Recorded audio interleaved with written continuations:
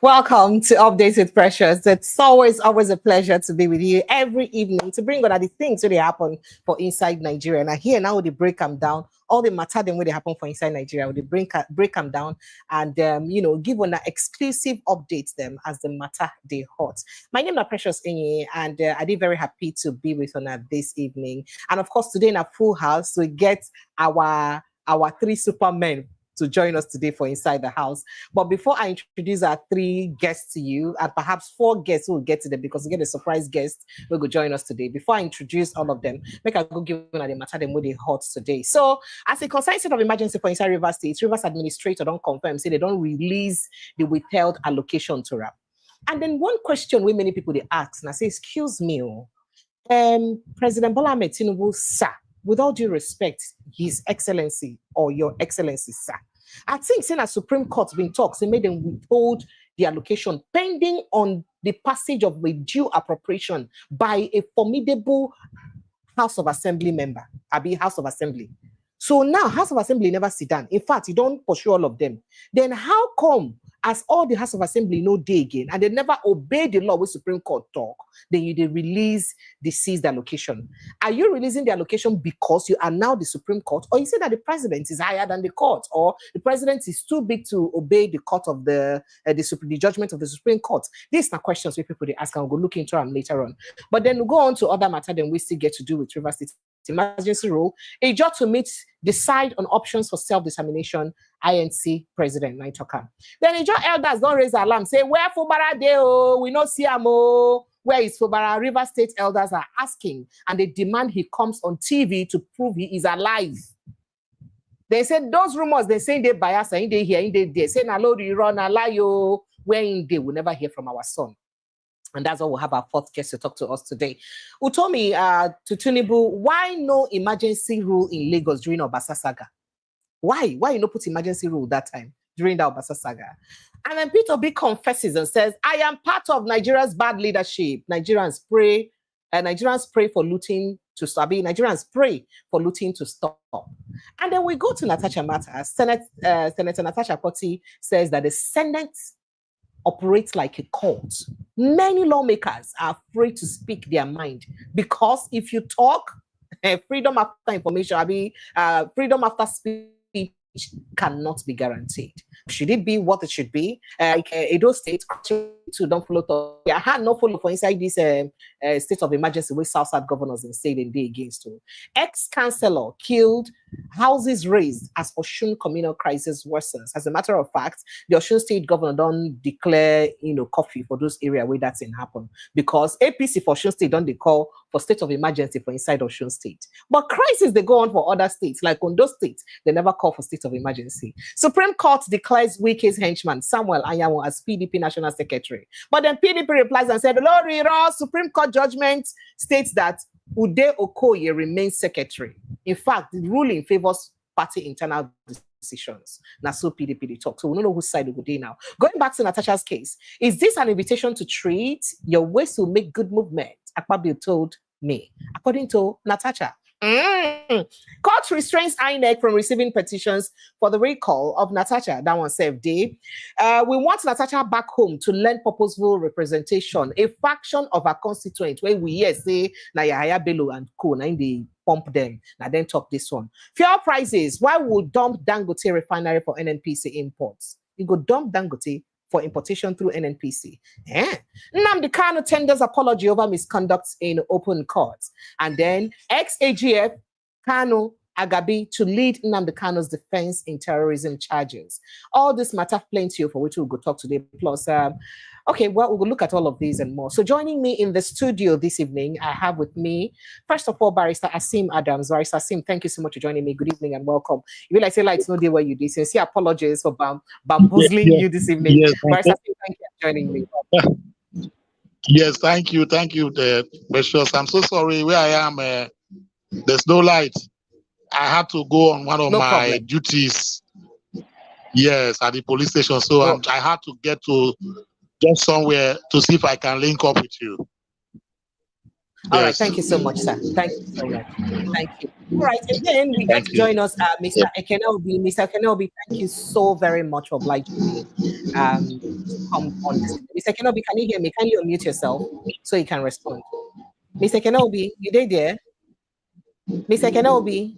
All right. You like saying they're busy. But then Francis, Mr. Francis, thank you plentifully as you follow us sit down this evening. Thank you very much. We appreciate you. Thank you so much. And then we get a surprise guest, Fubara Macaulay Fubara, him be a kinsman of Similaye Fubara, and Mingo Day here to tell us more about in brother Fubara whereabouts. Hello, Fubara Macaulay. Thank you so much for joining me this evening, and I appreciate you. Be like say lights no the Port Harcourt where you did to Abi. Small lights day, small day. Okay, all right, welcome. I appreciate you. Thank you so much. All right, welcome. So let's begin with this case of Rivers elders looking for Similaye Fubara. Now the Rivers elders state, the elders of Rivers State have raised the alarm over the whereabouts of the suspended governor of their state, Sim Fubara. Now, while speaking at a press briefing in Port Harcourt, a press conference in Port Harcourt, the Rivers State capital today, March 21, the elders said not even the close relatives of Fubara have been able to speak to him since he was suspended from office by President Tinubu on March 18. Say not even in closest relatives, nine don't fit talk to Ramses when they come out for office. And now what to make, we say make we bring a close relative to make it come follow us join mouth, whether make it ascertain whether this not true or false. Then moving further with that conversation, speaking on behalf of the elders, a former governor of Rivers State, Rufus Ada George, said the whereabouts of Similaye Fubara, the governor of Rivers State, is unknown to Rivers people. He has not spoken to anybody. We have not seen him. We are demanding that Fubara should come on TV if he is alive, because we can observe that Nyesom Wike can do anything and go to any lengths. And Mr. President is backing him with that attitude. They can do anything to this young man. Rivers people demand to know his whereabouts and to know what is happening to him right now. So I do not know what this is about, but it be like say this na wahala, another wahala entirely, because the Rivers elders then it be like say this. In fact, let's take a listen to them how they said this. The whereabouts of Similaye Fubara, the governor of Rivers State, is unknown to Rivers people. He has not spoken to anybody. We have not seen him.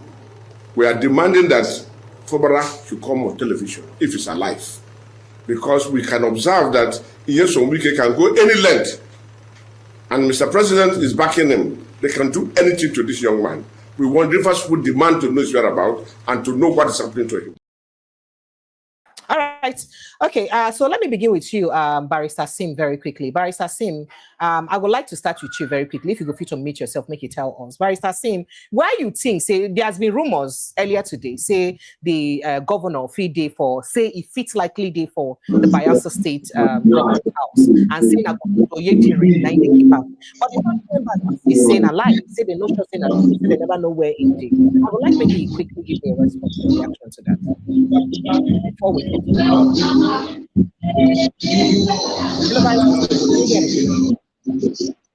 Yeah, you see, yes, you see, can you hear me? Yes, very well, crystal clear, sir. I can hear you. Okay, now the point is this, Fubara is not a child. Fubara himself is a former governor, is a personality, is somebody that is we regard as VVIP in Nigeria. So he's not a child, like I said. Fubara, the pictures we saw today, they said he was in Bayelsa, and he showed up with the Bayelsa State Governor, Diri, and report had it that the governor of Bayelsa State is quartering him and his family in Bayelsa, Yenegua. So it's not something that did you hear that from the governor himself, or did you hear that from the governor of Bayelsa State himself? That's the question. He went around, it was something that went around the media space. He went by who? That's the question. Because rumors has it that now actually APC people they raise that rumor, and people think say maybe they hold on somewhere and they no one talk where they hold on, so people just they raise rumor. They talk they can't go to that extent to hold it. I don't think anybody can hold Fubara and keep him somewhere. Remember, say we hear say by law, say they define them by EFCC. By law, EFCC fee apprehend them by now as a suspended governor. No, they can't. They cannot. They cannot. So he still has immunity. They cannot. He remains executive governor of Rivers State, even though he's been suspended. Even though we know that suspension, was illegal and it will be purged by the courts. But even as the suspension is illegal. I'm surprised to hear you say that the suspension is illegal. Absolutely. I was at your sister station this morning, and I made it very clear. Yes, I made it very clear to let the world know that what transpired there is a charade. It's not something that behoves of democracy. I likened everything to what happened in 1962 that created what we call the Wild West between Akintola and Awolowo. Where Tafawa Balewa had to intervene and now enthrone Maje Kodomi, as the premier at that time. Similar thing. What the Constitution says is that ratification of the state of emergency is 2/3 majority of the Senate and the House of Reps. And that 2/3 majority is by vote, either by physical voting or by electronic voting. It didn't recognize, what we call voice vote, when they say nay and yea. No, it's not that. So the court has made it very, very explicitly clear. That means the action of the illegal. Now, wait till they try to talk. Waiting both the Senate and the House of Reps do by taking voice vote. I reiterate it this evening. I have said it and I reiterate it this evening. Unfortunately, the environment I am right now does not allow me to speak out and do what I'm doing. But I want to reiterate, if you listen to me and you can hear me very well, that what happened at the National Assembly was a voodoo type kangaroo arrangement. That ratification of the state of emergency that was done. The Senate or the National Assembly of Nigeria has been a boju kind of National Assembly. I've said that before. And all Nigerians of good conscience and goodwill must stand up against impunity of that nature. You know my stand. In my own situation politically, I align with the Wike as the case may be. But in this particular instance, I do not subscribe to what happened. I must be very frank. I'm a Nigerian with a spirit, and I want the spirit of our constitution to be, maintained as sacrosanct and sacred. The ground norm, the fourth earth origo is the constitution, and you cannot go outside of the constitution. And going outside of the constitution by those who make laws, dismembering the constitution in that particular manner was a sorry sight yesterday. I must say with due respect, as the case may be.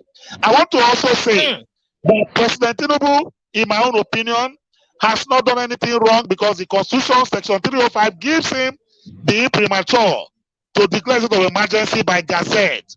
But the final say lies with the National Assembly. So the National Assembly, including to suspend the governor, sir. Including to suspend the governor. Nobody said he doesn't have the right to declare state of emergency.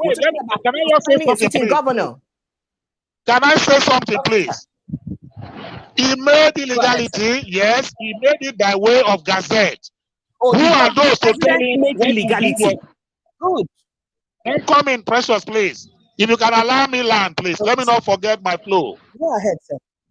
Okay. What I am saying is that an armed robber comes to your house, he has taken your things.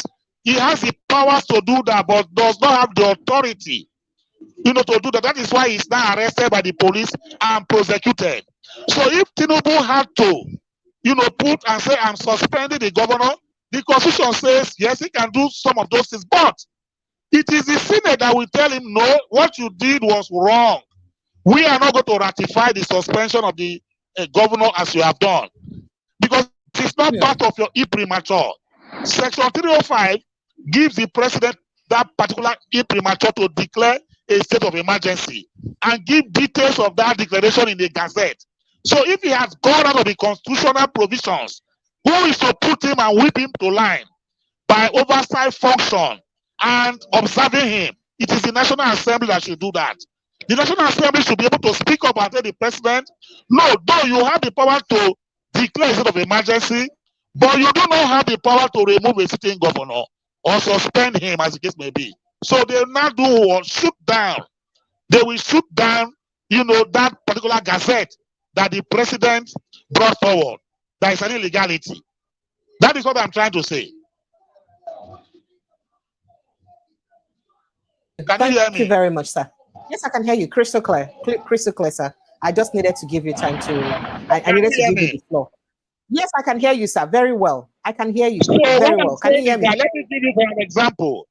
Do you know that under section 46 sub 1 of the 1999 Constitution, it says that if you believe that the police want to breach your right, you have the right to run to the nearest court. It is that particular court that will not say, no, police did not breach your right by inviting you to their station for questioning. The court will tell you, go back to that police and do the right thing. That is what the Senate and the House of Reps ought to have done and inform the president. That particular proclamation you made, this by suspension of the governor, it is as the case may be, is an illegality. Mr. President, we are going to override you, and we are not going to ratify what you have done. So the burden lies on the Senate to right the wrongs that were made by the president. That's what I'm trying to say.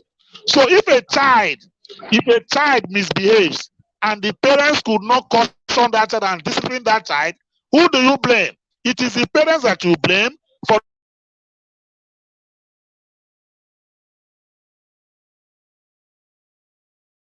I think the network has your network is has gone bad. Not this auto. Okay, go ahead. Hello. We lost you for some seconds. Oh dear, network has cut him off. Okay, Mr. Kenobi, you heard all that Barrister Sim said. Very surprising for some of us to hear him take this. Very surprising, quite surprising for some of us to hear him on this take, to accept the fact that the president was indeed wrong by suspending a sitting governor. But then the bone of contention this evening, now we are Fubara Day, because now the problem day. People talk, say, in the rumors come out this afternoon or this morning, just like the barrister don't talk, say in the Bayelsa State Government House, but we never still hear anything, whether not true, saying the Bayelsa State Government House or not. But we have a relative of him where they join us for inside the studio right now. Fubara Macaulay Fubara, thank you so much for joining me and welcome to the show, Fubara. Can you hear me? Thank you so much for joining us. All right, so we are looking for your brother, your governor, the governor of River State, Similaye Fubara. Where is he? As a close relative, have you guys heard from him lately? Have you spoken to him? Did you do a video call to ascertain his safety? Just to be sure that the River State elders, led by Rufus Ada George and the rest of them, are not raising false alarm. So have you heard from him? Please, can you unmute yourself by yourself? Go ahead. Unmute from your end. Unmute from your end, please. Yes, I can. Okay, go ahead, please. Because of the poor network reception, I was unable to get your questions clearly. Can you please repeat what you asked? I said, as a close relative to the governor of River State, Similaye Fubara, have you heard from him, just to be sure that the elders of River State, led by Rufus Ada George, have not raised false alarm? Because they are saying that the whole gossip say the governor there for Bayelsa State, say that we read the house now, say all those ones, say na just bubble juice, say until them see by themselves, hear the governor talk, do video call with them, they no go believe say the governor there. And me, they ask you now, say, when I don't hear from the governor, ain't they okay as a close relative? Have you heard from him as that indeed he is housed, government house in Bayelsa State government house, and he's safe? Please go ahead. Bayelsa State government house, is it a refugee camp or something? The thing is this. You see, there's nothing to hide. I am one person. Ask anybody that even if the governor is in his bathroom, the minute he comes out of his bathroom and sees my call or an SMS from me, there will be a response.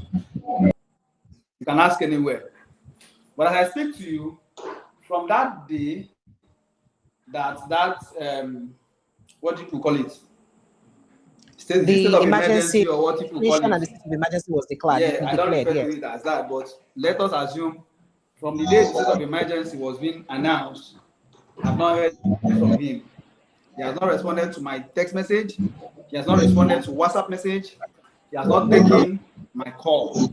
Now, I am assuming maybe because of the whole movie that was scripted and being directed by the presidency and his cabinet members and all of those National Assembly members, maybe he's under pressure. He has been unable to take my calls. But I must tell you, as at now, it is what's the time? Past 7. 7:30 p.m. precisely. Yes, we have not heard. I don't know if the people in Abuja have heard or seen him, but we have not heard from the governor. Rumors are going around that he's in Bayelsa State Government House. I don't know how true that is. There are pictures of him standing with Bayelsa State Governor, Senator Doyediri. But you see, because of AI and Adobe Reader, we do not know whether or not that image is recent. So as I speak to you, we have not heard, or I have not heard, seen, or even gotten response from the executive governor of Rivers State, because he remains the executive governor of Rivers State as I speak to you. All right, Prince Francis, Mr. Kenobi, I was asking you, so what does this mean if we are yet to hear from a sitting governor? What does this one mean till now? Is this not worrisome? First of all, Fubara, I ask you again, as family members, are you worried about his whereabouts and what are you doing? That means the alarm raised by Rufus Ada George and Elder Rufus Ada George and the rest of them may be genuine. So what's the family doing? Who wouldn't be worried? Precious, let me ask you, assuming your daughter goes to school and she's supposed to have closed at 2 p.m. So let's say 2:30 max, you're there to pick up your daughter. And by 6 p.m., you're yet to confirm the whereabouts of your daughter. Not even the school authority is able to tell you, oh, your daughter left to this person or your daughter is still in class. What would be your reaction? God forbid. It is simple. It cannot, everybody. We can't use that example. Oh, wow. No, but that is the truth. He's somebody's father and he's somebody's brother. The Fubara dynasty are looking for him here and there. But let us hope that the man is alive and strong. Let us hope that he's intact and he will reach out to us. But right now, sir, or the way we address him, Amopu, has not been seen. Amopu. Or heard from. Yes. All right, so you have the floor now, Mr. Kenobi. What does this mean in present-day democracy? Now, one of the things that the Rufus Ada George team said, they say because they know, say Wike go to any length. Wike go to any length, and saying get the backing of the president to go to any length. Is this disturbing in democracy? And now that it's been confirmed from a family member that they're yet to hear from him, what does this mean? Kindly unmute from your end and go ahead, sir. Mr. Ken, I don't know if you can hear me. Kindly unmute from your end and go ahead, sir. Can you hear me now? Yes, please. Go ahead, sir. Can you hear yes, crystal clear. Go ahead, sir. I'm unmuted. Yes, can you hear please. me? Yes. So, and I laugh at the things that have been happening in this country. And, every day you just... It's almost like it's not even every day anymore. Every minute you keep hearing something that is different from what you saw the last minute or heard the last minute. And I think Nigeria has been able to define a kind of democracy that is not practiced anywhere in the world. That I can tell you for free, because every day, we keep seeing and hearing new things, and anyone that comes to stay, no matter how bad that is, it comes to stay, and before you know it, another bad one will top it. So it's just all about the politicians behaving any way it matters to them. Again, we have to talk about the fact that this whole thing has to do with vested interest. Now, still developing, you know, it's really worrisome. Fubara has been, you know, asked to step aside. And right now we're hearing that his whereabouts is not known to anybody. I mean, that should worry any mind that really cares about the you know, that really cares about this country, basically. So I would say that I don't know what is happening. I hope it's in safe hands. I hope nothing has happened to him, and I believe nothing will happen to him, because it's gonna spell a lot of trouble if anything happens. And I believe and I know that those who are into, if anything happens to him, it will take a different turn from the whole thing that has been happening. And I know that he's safe where he is, but you know, those things is still developing. Let's see what happens in a few days to come. All right. Because I mean, I don't want to go into injecting people trying to, you know, it wouldn't really make sense. So let's give us some days and see what's going to happen. All right, so Fubara, I'll come back to you now. Speaking about the bone of contention, about the destruction of pipeline, but as in blow the pipeline. Now, some people don't come out and talk. In fact, they accuse Nyesom Wike as being the person who blow the pipeline, because in talk say they hint say after all say before during a press conference when he gets the day before that pipeline vandalism. Say in being talk and say whether Ijo people say only they get monopoly to blow pipeline. Say no be only they get monopoly. Make I go play where some Ijo women hold press conference where they talk up. Make we just go hear them. Oil pipeline blown up. Did it happen in an Ijo territory? Who blow it up? I tell you for free. Quote me, is Wike. It's orchestrated. It is pre-planned before even it happened. Because in his media chat, he made it clear. He said they will blow up pipeline. Is it only them that have monopoly of blowing up pipeline? Did he not say that? Yes. So how come the pipeline went off if it wasn't pre-planned or orchestrated? Princess Comrade Mrs. Rosemary Janodwane. So waiting on as a family member, waiting on a think about this, waiting don't they go through on ahead. I wanna they manage this whole situation where they happen now, you know, as somebody where they very close to the governor, and considering so I never still see him. Well, you just hope for the best. I believe strongly that nothing would have happened, because Nigeria may not remain the same if anything happens. This is not a threat. Is that a threat? I was going to ask if that was a threat. It is not. But you see, nobody would want to sit down and watch he or her person go just like that. So we are hoping that the man is fine.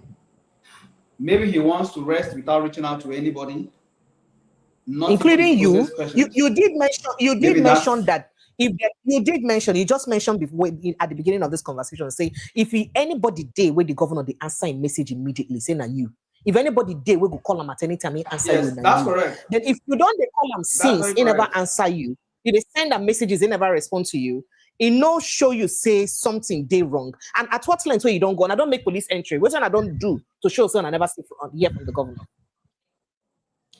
Well, Fubara as a house, we have the head of the house. We have a chief who is a professor emeritus. We also have other senators because he happens to be a senator as well. And I'm open, not even a wise senator. So if any entry has to be made, I think the chief, who is the head of the house, should lead on that. But as an individual and as a brother, I have not made any move for that. I'm hoping that we had a meeting last week Sunday, just before this event.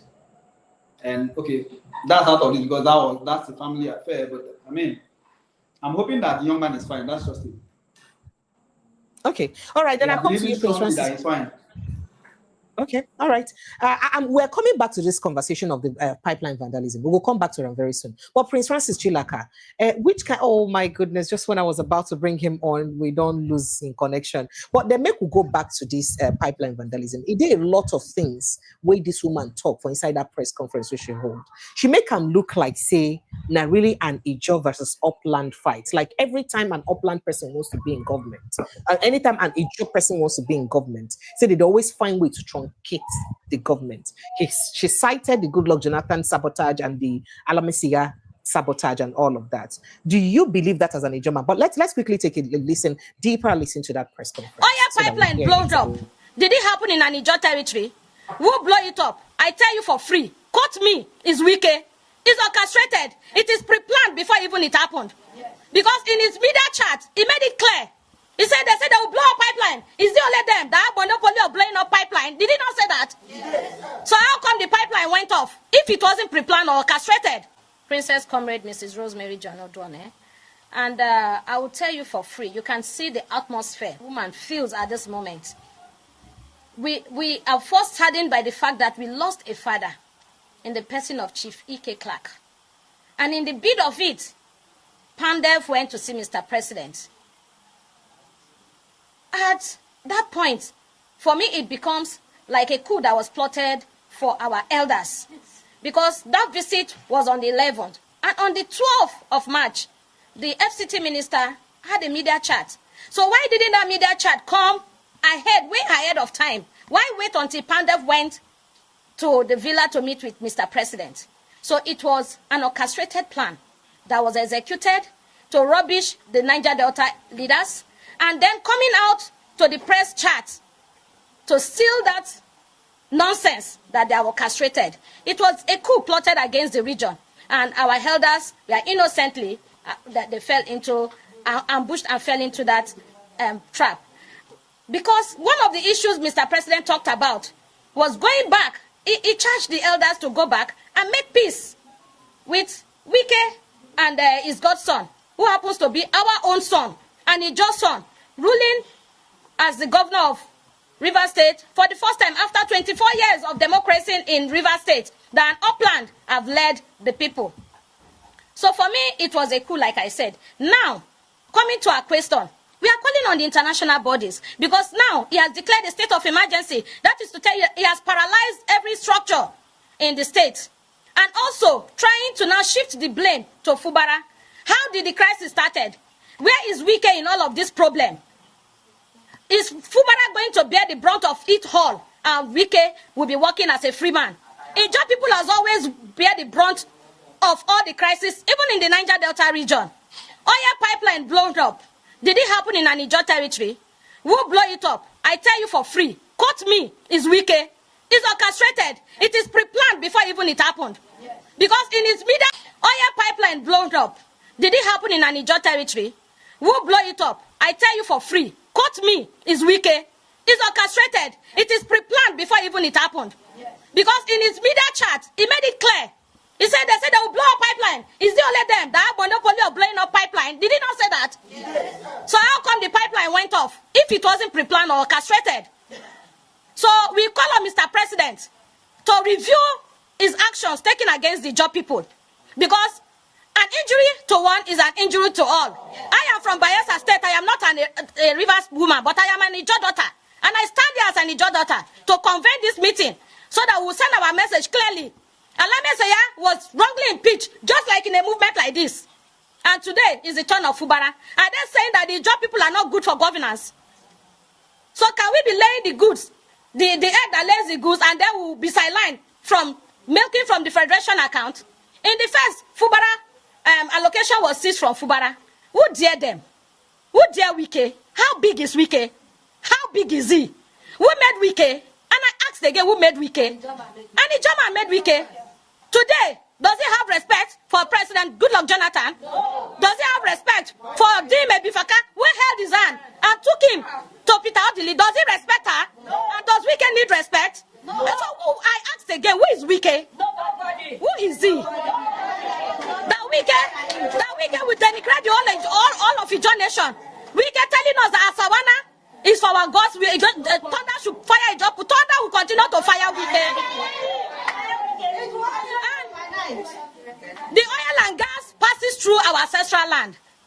Bringing an Akwa Ibomite to come and rule over River State will not work. It will not work. They might not touch me. It not go work, eh? It not go work. This state of emergency declared in River State is a state of emergency declared against the nation. It is unconstitutional, it's a rape of our democracy, and we call on Mr. President to review his action against the job people. Because we can call for an ethnic war, and that is what is playing out. Prince Francis Chilaka, earlier I've been non call you put for inside the conversation, no vex. So you hear waiting for Fubara brother talk. You don't hear waiting Barrister Asim also talks. If Fubara no be small picking, and then now again you don't hear waiting women will be Ijo women they talk. I would like get your response. And before we go to the facts, say right now they don't release allocation to the interim minister sole administrator for inside the state. We're trying to get used to these terms, you know. So go ahead and tell me what's your reaction be for this whole matter. Yeah, sorry, I don't know what's wrong with light. I mean, it appears that everybody. This is Nigeria. Fubara no get lights. You no get lights. Barrister Sim no get lights. It's very unfortunate, but we're in Nigeria. So go ahead, sir. Oh dear, network.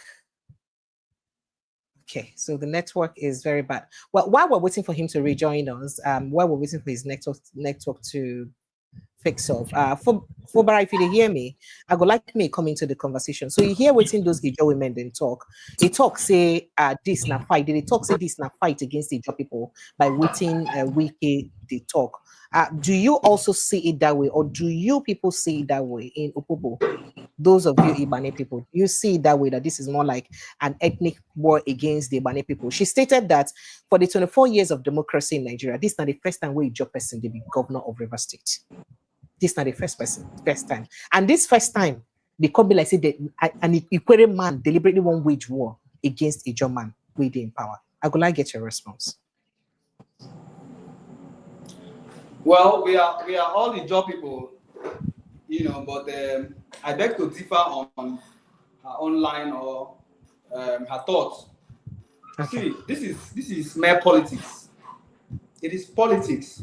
Let's do away with the ideology of it is upland and riverine issue. It is not.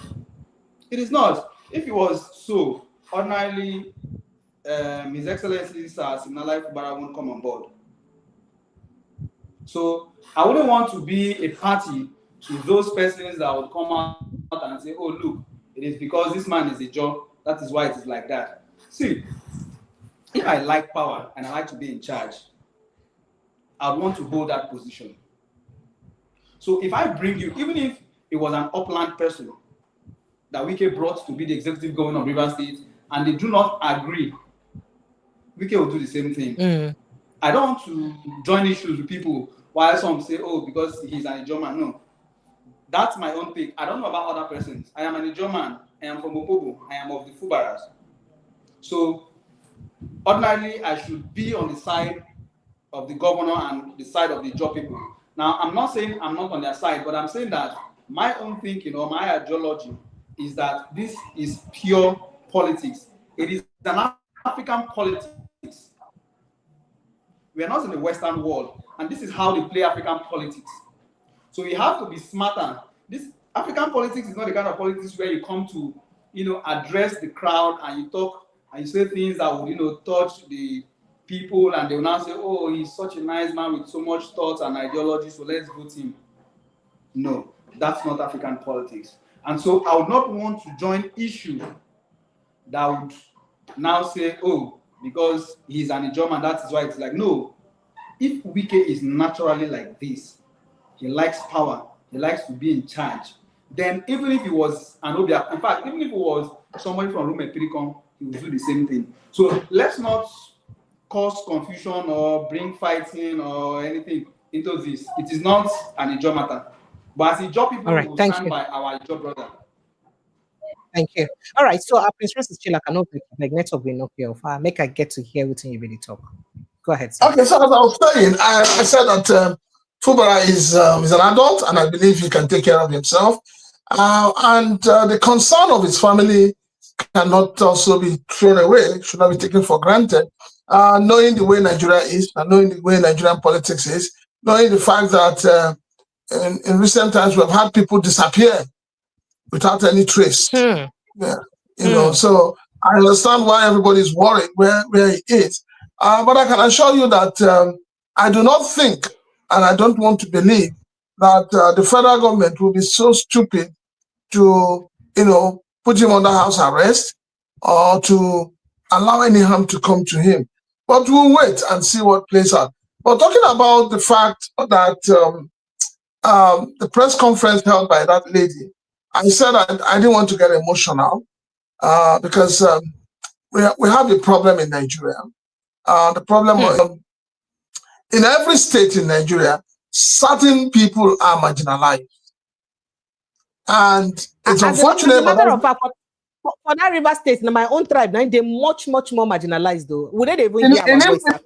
In Imo State that I come from, the most prominent person from my region are Desmond Akao. That's all. The rest people, not seen. That's Ambassador Desmond Akao is the most prominent person in my place.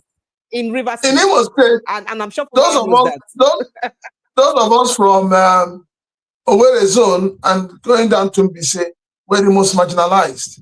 The Olu people have continued to the Olu people have continued to marginalize us. So you saw what happened between Ihedioha and Hope Uzodinma. It was part of the grand plan to marginalize the Mbise man. You know, so but you see, where I really don't understand, or where I get very, very upset, is the fact that cutting across board, you'll find out that even those you believe that are doing well, that have wealth, that have money, they still cry like the ordinary poor man on the street. They still go hand in cabs, begging, even worse than the ordinary man on the street. And so that is why when there are issues that you expect the elders of the land to speak up, they don't speak up because they all have a price tag on them. So the price tag they have makes it difficult for good governance, for accountability, for a responsible government to be held responsible. Okay, so let's quickly visit the River State. Let's visit the River State allocation issue right now, because as we speak, the sole administrator of River State has now confirmed that they don't release the allocation when they seize before carry given. Now let's make something. Let's lay a preamble. The Supreme Court judgment carry say the reason why they seize the allocation are because of saying no budget where they officially passed by a legitimate House of Assembly where they are available, and say until then get a proper budget, make the allocation of River State they seized and remain seized. And then when Amehule team and all that sit down, form a budget where they go pass, now that time, now it be say they go release the allocation. Excuse me, sir, the House of Assembly has been suspended. And why is budget being passed? In fact, the executive and the legislature in River State are now crippled. They are not functioning anymore. So why will the president release allocation to sole administrator without meeting the Supreme Court judgment? Is it that the president is now usurping the power of the Supreme Court? Or I don't understand. Help me interpret, sir, as an elderly person. When you have a coup in a country, when there's a coup in the country, what institutions do you suspend? You suspend the executive arm, you suspend the legislative arm. Sometimes they slightly suspend the judiciary. So what has played out in River State by the federal government is nothing but a coup. Yes, it's a coup, nothing else. So they are using fiat force now to rule, River State. So River State, as far as I'm concerned, has become a military rule within a civilian rule. And you know the way military operates. Who put this garden here? Have you forgotten? So for him, he's a military man, whether it's from the Navy or the Air Force I mean, he's a military man. And so when you declare a state of emergency and you put a retired military officer, and then you are rolling out all the tanks. If you notice, when he got into the state, he received a military salute. Absolutely. Correct. You know, so from the airport, as far as the federal government is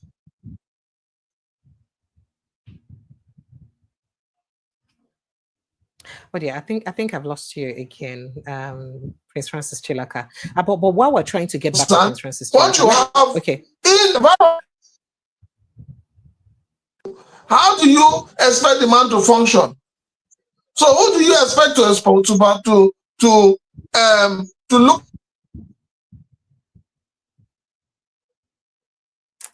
Okay, so network no go let us hear you, but let me come back to you, Fubara Macaulay Fubara. So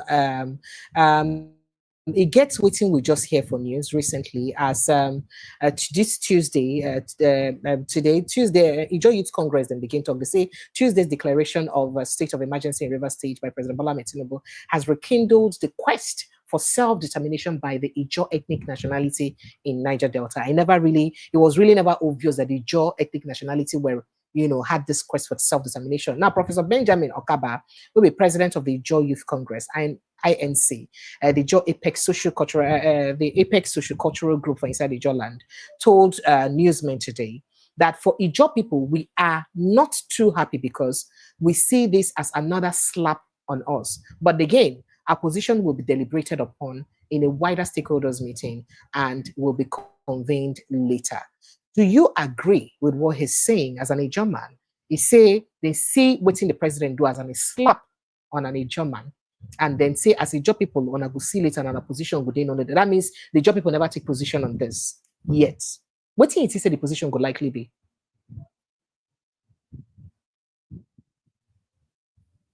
Please unmute yourself. Okay, go ahead. I said, let me correct something you just said now. Okay. You mentioned Prof as to being IYC president because you said Ijo INC. No, he's not. It's Ijo National Congress. Yes. So Congress. That being said, as I said earlier, this thing is pure African politics, particularly Nigerian politics. Yes, it may seem to be like a slap on the Ijo people as an ethnic group, but then again, I just feel that it was just a card being played, and maybe one side didn't play the card very well. So I really do not bring in people that are not part of an event, so that if you were not part of the event and there is a mistake or an error, I won't blame you or I won't bring you in if the event actually becomes successful as well. This is politics. This is not about ethnicity. If it was Ijo and Ishikiri, Ijo and Yoruba, Ijo and Hausa, Ijo, Fulani, I will agree. But this one is pure politics. So I will not go there. I will not. Okay. All right. Thank you. Thank you so much. Mr. Kenobi, we hear that some group have taken the president to ECOWAS courts to say, I no go agree, president. This thing what you do, no good. But people, they say, maybe the first time they don't carry Nigerian presidents go ECOWAS court. The same ECOWAS courts when I be chairman, what will come out of it? What do you think the likely outcome would be? Before we go to Natasha's issue, Natasha Akpoti-Uduaghan has accused the Senate of operating like a court. And we'll talk about that later, but just more response to this ECOWAS issue. What do you say it could be, considering say the president might be the passport of ECOWAS in the first place? You see, Mr. Kenobi, please go ahead. This thing will happen now. It has given some people the opportunity to really showcase themselves. They want to be in the limelight. They want people to see them. They try to huff and puff and stuff like that. So I don't think, look, if anybody understands who President Bola is, I mean, his type of idiosyncrasy, right? you will understand that nothing they move the man, really. Nothing. You see this someone did yesterday. I knew that, yes, he was running out of gas. Like, if he didn't do whatever he could do, that thing that came up yesterday with the National Assembly, he would have lost the legitimacy of the administrator today. Everybody knew it. He too, himself knew him. But he was able to pull it off. Look, all the people they play, like, let them carry and go ICC, carry and go Hague. They wouldn't gain anything. Like you rightly alluded, ECOWAS when him be chairman. Like ECOWAS when him be chairman. Where he want, like, who? It's so laughable, man. It's really so laughable. I don't even, but I think it's going to be effort in futility. You know, everybody is just coming up with one group from one group to another. Everybody's trying to show who them be. But at the end of the day, I think they are just faffing around, really. They're just faffing around. They won't get anything out of it.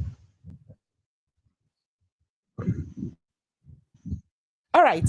So back to you, Prince Francis Chilaka. Professor Patu Tomi has questioned President Tinubu's motive for declaring a state of emergency in Rivers State. And then he did say something. He said that, wait, Lagos State was in crisis very soon. Why did the president not declare state of emergency in Lagos State? Because of what's going on with Lagos State, within Obasa and, you know, the rest members in Lagos State. Why was it hard for the president to declare state of emergency in Lagos State? Is it because that's his baby state? Or the trouble for Lagos State, not just what he reached, or not enough for him to declare state of emergency? That's my question we did ask. But Fubara, if you can just jump in on that, do you think it would have been more appropriate for the president to declare the state of emergency in Lagos State too, considering the issue? Would it have been appropriate if the president did that? Well, in the case of, I see Lagos State, they were having conflicts with their speaker. It was the House members that had issue with their speaker. It's a total different game from that of Rivers State. Rivers State, it was the assembly versus the governor. Lagos State was between themselves in the House. So, even though I would say the crisis in Rivers State was not up to the level where you declare state of emergency, I'd also like to say that of Lagos State was just minimal. That's the truth about it. It was minimal. So you think that the problem in Rivers State was good enough for declaration of state of emergency? Are you aware of what's happening in other parts of the country? Okay. No, I didn't say so. I'm only comparing the conflict in the House of Assembly in Lagos State to the conflict in Rivers State. In Rivers State. I'm not saying the conflict in Rivers State is enough for state of emergency to be declared. That's not what I said. Okay. I only said that the conflict in Lagos State was between the House, and then that of the Rivers State was between the House and the governor. The executive. All right. So back to you, Prince Francis Chilaka. Okay. Go ahead. Finish up. I've mentioned this before, and I said this issue is very simple. The trouble we have in Rivers State is very simple. Look, Nyesom Wike has friends that he listens to. He also has elders that he listens to. I heard people saying, "Oh, you have to go and meet President Asiwaju to, call Wike to order and all that." No. If the man has friends in Rivers State or other states, the man has elders that he listens to. Why don't you approach his friends? The first thing is, if Wike go listen. No, yeah, he has friends. He has people he listens to. He's human. Let's forget about the fact that maybe the man likes power or he likes to be in charge. Wike also has people that call him and say, "Oh boy, how far may we see?" Or, "I want to talk to you, where you did." He will say, "Oh, I'm here. Oh, I'm there." He listens to people. So do you think? So are you saying that your brother Fubara did not explore every possibility? If you say Fubara not do everything when he's supposed to do by consulting all Wike close allies, then to make sure that this matter calm down before the president take action? I was not, and never a part of the team that was responsible for that. So I can't speak on what I do not know. Just like thank you. People say, people are accusing Wike of sending people to go and destroy pipelines and all that. I can't speak on that. I do not have evidence to that. I don't know about that. and I do not speak about what I don't know. But I'm saying that if I was a member of any of the peace committee or whatever, I would have suggested a lot. Because it's a different thing where you have relationship with this person as a brother, and then you are now bringing in politics into the relationship you have with him. That's the thing. Okay. Otherwise, there are ideas I would have brought in that would have even helped to resolve this conflict before it got to this level. Wike listens to people. He has people he listens to. All right, thank you. So Prince Francis Chilaka, back to the question that I did ask him. Ask him, say, part to me don't talk, say, why Ibi say he had President Tinubu to declare state of emergency for inside Lagos State? Why the Miranda and Obasa issue they go on? Understanding, say, even the governor Sanwo-Olu was also subtly part of that problem. Why he had them to declare state of emergency? Why he be saying because of saying a River State line declare? And right now, APC for Osun State don't they press made a declare state of emergency for Osun State. Meanwhile, on those states they on fire because of waiting farmer waiting they call them headsmen they do them for Ondo State.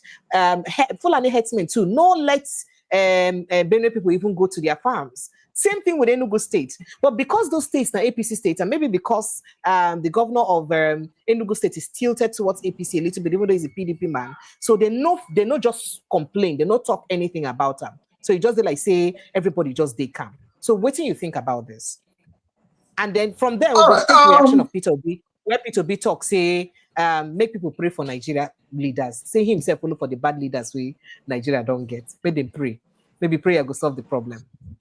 All right. Let me take from where our guest Fubara stopped, and I think I'm going to spend some time tutoring him. First of all, when he introduced himself, he says he's one of the closest to the what I call him exiled governor of Rivers State right now.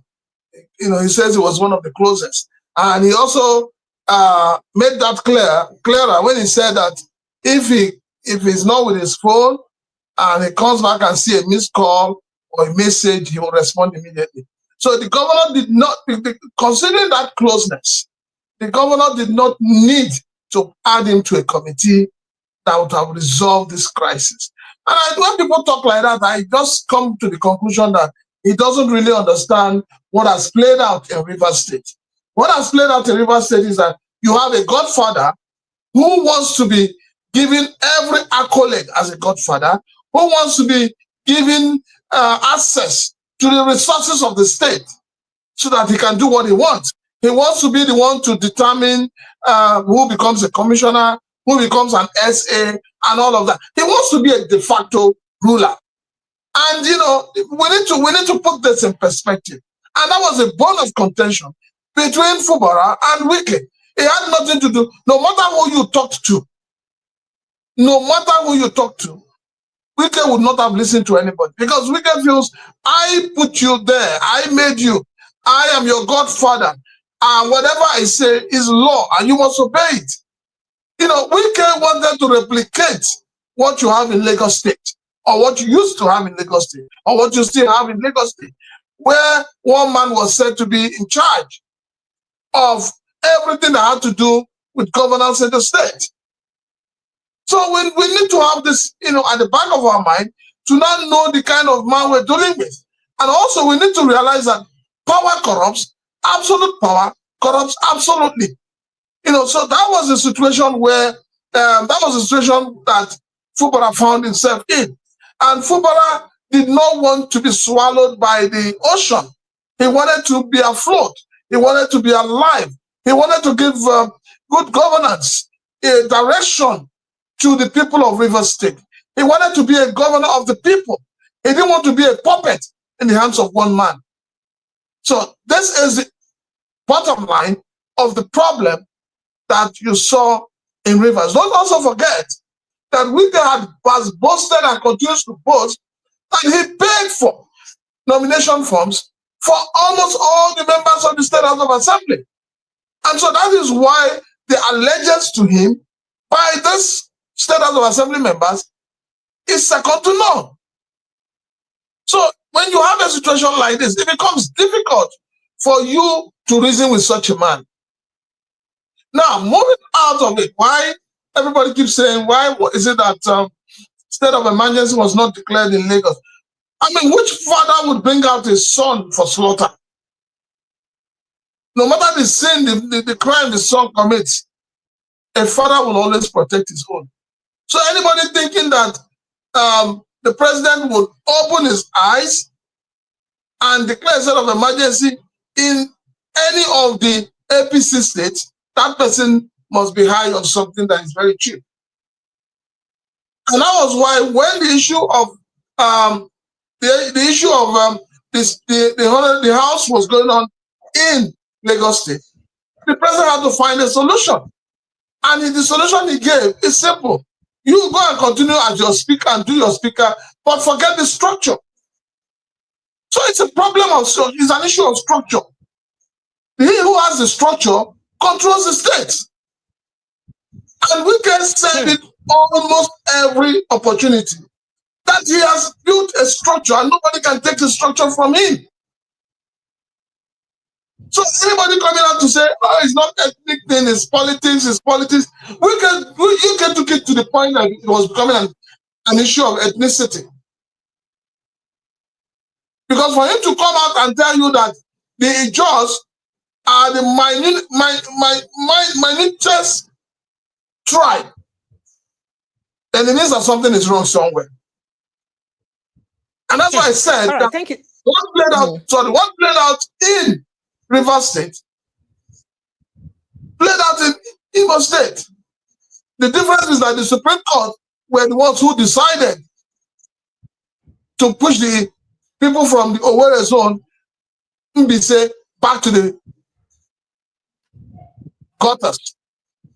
But ordinarily, in Imo State, we know that the Olu people have always found a way to put themselves in power. And they feel that it is their right. And this thing happens across all the states in Nigeria.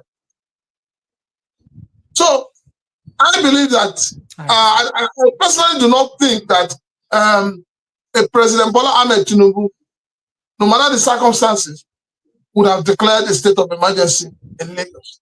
Because he feels that he's in control and I'll be able to manage it.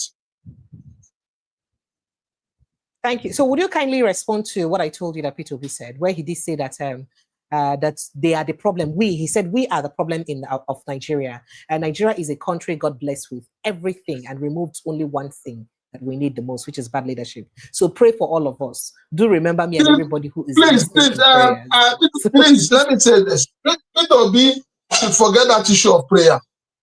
Peter Obi has said the truth. The problem of Nigeria is her leadership. Prayer is the key. The problem of Nigeria, pressure. The problem of Nigeria is leadership. We have been praying. We have been fasting.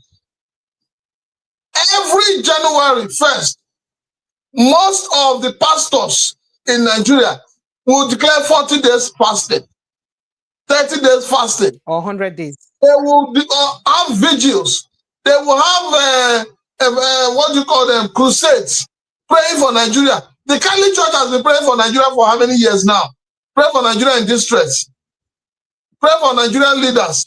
Which leaders are you praying for? Is it leaders that are behaving like cultists? Is it leaders that do not have human feeling, empathy? Is it leaders who are busy embezzling the funds of their states and the federal government? So what kind of prayer are you going to pray for such people? What do you want to go and tell God? That God has not heard before. God has given Nigerians everything they need to live a good life. So why are Nigerians disturbing God with prayer? Hey, wait. So that disturbance. They're disturbing God with prayer. Your leaders know the right thing to do, but they're not doing it because they're selfish, they're greedy, they're wicked. Okay, all right. So let me continue. In Nigeria that prays. It's like going. Let me take you in a journey. It's like going into the church.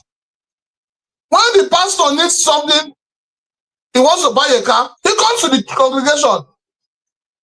and make an appeal, and everybody will contribute. When the church member needs help, he tells you to go and pray. That is absolute nonsense. We should stop this all. We should stop deceiving ourselves. Prayer, prayer, prayer, prayer, prayer. We've been praying for how long? Nothing has happened. Because the heart of man is desperately wicked. Okay, thank you. Thank you. So let's go to our leadership. You know, you said something about our leadership be operating like a cult. Prince Ekenobi, I say Prince, all of us are Prince, I beg, Prince and Princess Ekenobi. Let me come to you, Mr. Ekenobi. Now, Senator Natasha Kpoti accused a Nigerian Senate very well. In fact, the senator where they represent Kogi Senatorial Central Senatorial District, Natasha Kpoti Uduaghan, she don't describe the Red Chamber as a cult. Now, I want you down on stick. Say during for inside an interview which you get with BBC, say the Senate they operate just like a court. Say if you no agree to some things where the Senate talk, say they go either deny you of some privileges where they against you. The reason I raised this conversation is because something happened yesterday. Apart from Natasha issue, where I go play her video now. Something happened when Sarah K. Dixon been one talk. And the Senate president no let him talk. Something also happened when a particular senator, where they represent, I think one zone like that, I would try get in this thing. Also, be they try talk about that them not forming a quorum and all that. And they not let him talk too. Then tell and say, oh, no worry. I'll get his details. You must take, yeah. So yes. So could it be that this thing that she said is actually true? I think this is the details of that senator. Yes, this is a trending video, and I'm going to play that video, all these videos. I think his name is Honorable Obi Agocha. Yes, Labour Party member, representing the House of Representatives, the people of Ikuano, Umwaya, North, South, something like that. Federal constituency. Yes. Now him be that. So now, based on what Natasha talk, you believe, say truly, a Senate they like court, Abi National Assembly generally they like court. We could go listen to her. Then we'll go back, listen to Sarah K. Dixon. Then come listen to this man. When him be they try to defend that in case then come look at the body language of the Senate based on the leadership of the Senate. Then make it fit inform your response so that you go fit speak from an informed place, right? Make you listen to waiting Natasha talk. I am being victimized. My suspension is a means of silencing me. You see, in the Nigerian Senate, it operates like a court. Even the opposition have been silenced. You wonder, why is the Nigerian Senate not as vibrant as that of South Africa's or Kenya? I mean, there are other parliaments we see. There is this culture of fear. Fear of who? Fear of the institution, fear of the leadership, fear of the Senate president. I mean, if you confront the Senate president or if you express contrary views, you risk a chance of being stripped of your privileges. You will not speak. If you are a member of certain committees, like what happened to me, you will be removed. You will be sidelined of very important programs that you think could help project your own expertise. You will be cut off a lot of privileges. And that is undemocratic. You did hear what she talk? When I hear what she talk, now, Sarah K. Dixon yesterday, why they try talk to Senate president? You go see the way BC Senate president be they try talk. A person where BC served 2 times as governor like him. Where be say what's it they call him? In fact, he was once an attorney general of his state that Akpabio was never. But you see the tone at which he was like, because he knew he was on camera, he was just being cautious, like trying to control himself. That's the Senate president. But the thing they pain and when he was really angry and he was consciously trying to control himself. But you could feel that anger and that disdain in his voice. Just listen to it. If we argue, it won't be good for any of us. We are all distinguished people. You are a former governor, I'm a former governor. Let us, please, off the mic, sit down. Please be seated. I watched you on television, and you said no matter what the Senate does, the Senate will never go with you. The Senate will not go with you.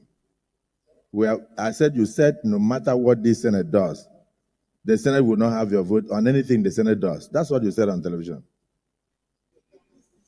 I don't know, but I'm saying that if you have already made up your mind to go and talk on television when the Senate has not even considered any issue, I want to let you know. To me, please. I'm not arguing with you. I'm only saying, please allow me to preside. Allow me to preside. Make my point for which stand up and make a point.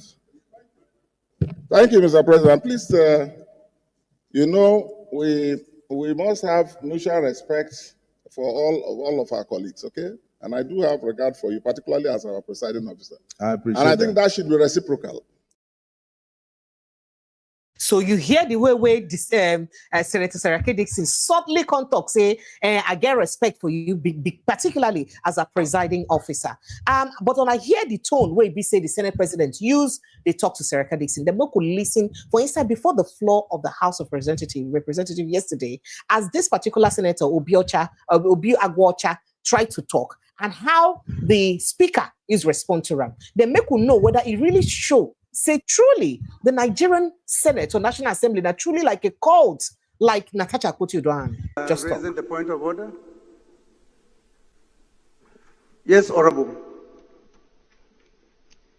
The Honorable Speaker, my distinguished colleagues, my name is Honorable Obi Agocha. I represent the great people of Ipuano, whom I had South Federal Constituency.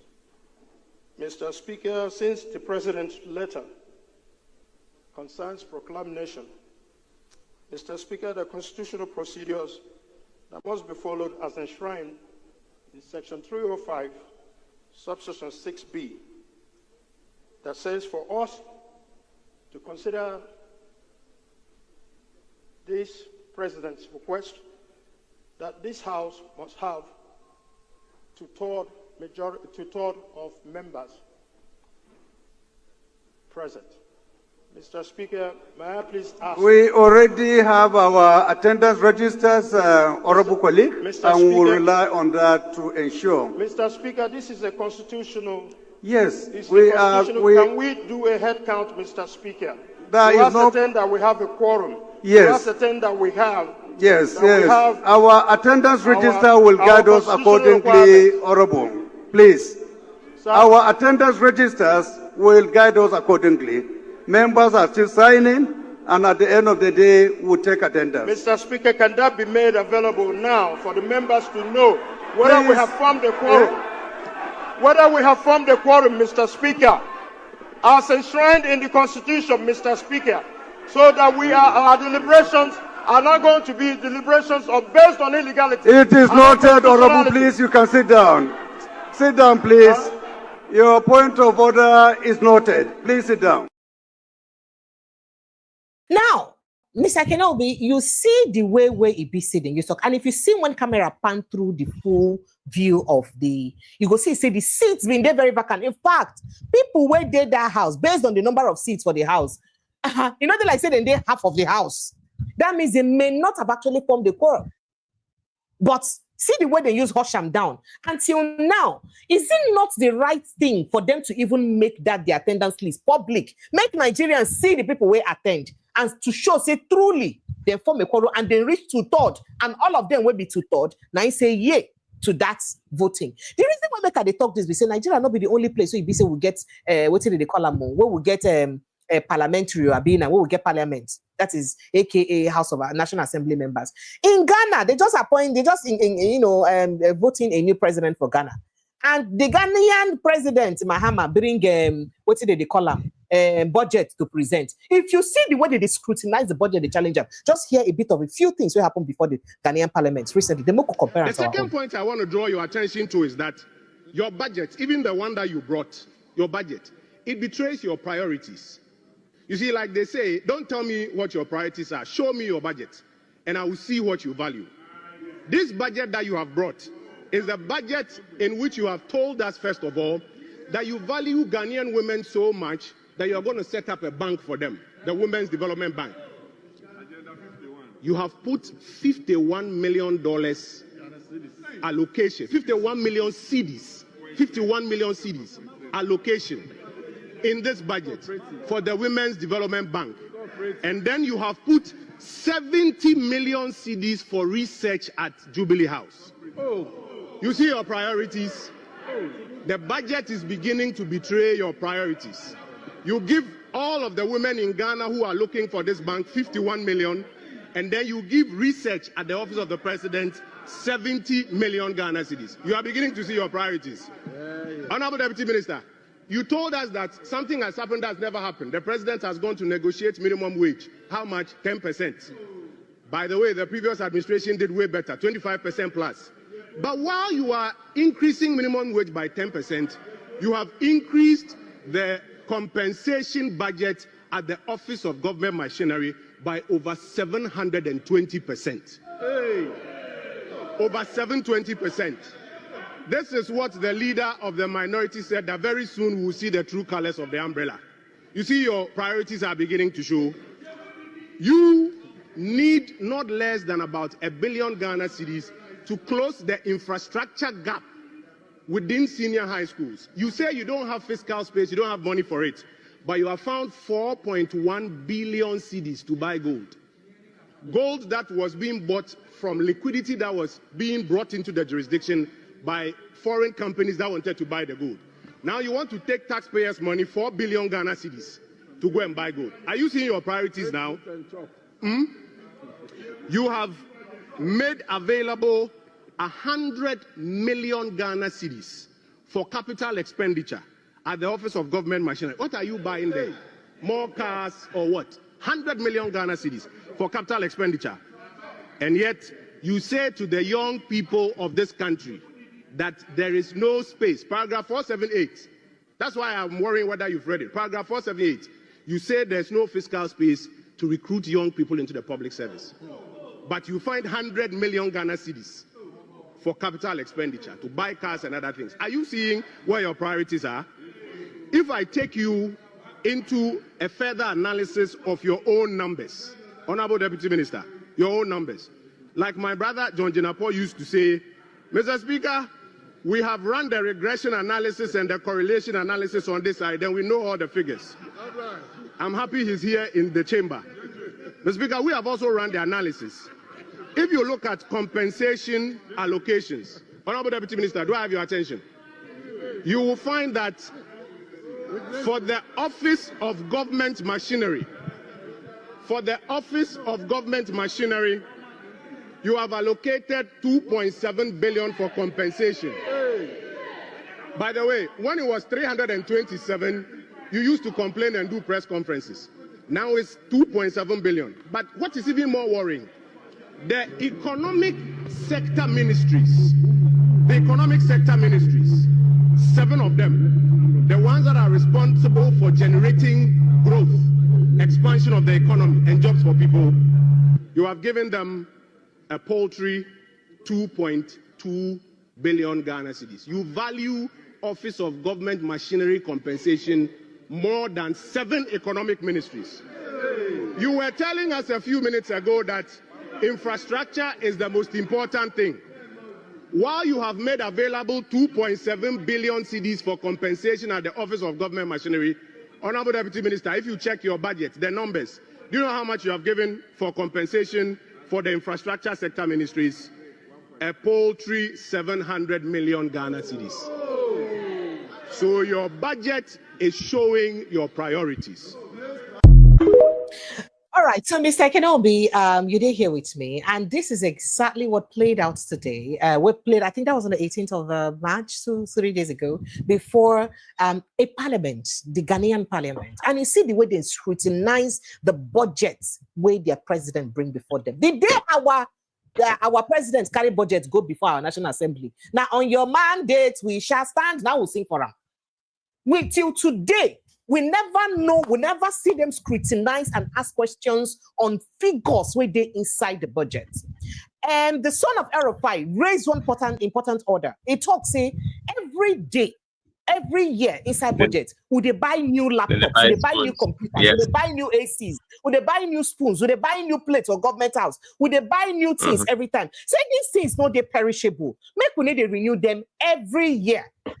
Those things see the budgets the way they operate, so they don't pass right now. And of course, then go chop the money for the thing. So just like Natasha Akpoti-Uduaghan and talk, do you believe that our National Assembly, not just the Senate, actually operates like a cult? And maybe that's why things happen the way it happens. And maybe that's why they all came together and said they must pass a consensus in the president talk, and nothing anybody go feed do about them, and nobody can do jack about it. Let me get your response, please. Mr. Okay, Kenobi, so please, you go know, ahead. when we started this program, I was able to. Can you hear me? Yes, very well. Go ahead. Can you hear me? I can hear you crystal clear. Please go ahead, sir. Okay. Go ahead, So sir. when we started this program, I was able to point out what I felt was good. So when we started this program, I was able to point out what I felt was the problem of the type of democracy that we're running in Nigeria. It's the same democracy. It's the way that they feel will benefit their own people. And I found some flaws in the way we politic and the way we even practice politics through political parties. I found that very, very disturbing, because the way we select people, I want to start from there before I can, go into the National Assembly matter. Because as I'm looking at the Ghanaian parliament, I honestly wish like I'm a Ghanaian now. Even though they are just our next door neighbor, I feel like I'm a Ghanaian, like of the same democracy, how they are running it. Because you see, this still has to do with, those who are into political business, if you like, and those who are not. So those who go there to say they go there to represent the people. The problem is the people, for instance, in Nigeria, the reason why things are not really going for the Nigerian people the way it's supposed to is because the people don't understand who they are. They don't understand what they represent. All they know is people lording themselves over them and then purporting to represent them and go there only for their own aggrandizement, if you know what I mean, like personal aggrandizement. And it's become a behavior over time. I was watching the Ghanaian senator, how he was interrogating and scrutinizing the budget that was brought in the government department. And then all the things he was churning out, I have never seen a senator in Nigeria. I have never seen a senator in Nigeria have the guts. By the way, intelligent. Because it's almost like a birthright when those who are in, for instance, say upper legislative house, which is the Senate house, okay, it's almost like they are the big boys, either former governors, former ministers, former this, former that. You won't see an average person there. Those who go into the lower legislative house, which is the House of Representatives, are like secondary school students, while these other people are like lecturers, not even university students. That's how the demarcation is. Because of, again, the way parties select people, the kind of, when they select them, they kind of feel like the party has done them a favor, or a particular godfather has done him or her a favor. And as the person gets in there, all his allegiance will be to that person or that party, that brought him in or her in, as the case may be. So the people are the ones losing. I feel so the democracy. So if you look at what National Assembly is doing, it's not different from the way they are being selected. So if you now talk about the fact that National Assembly seem to be operating like a cult, it's not different. Because if you look at the way they came in like the people are not, the people are not, in the equation.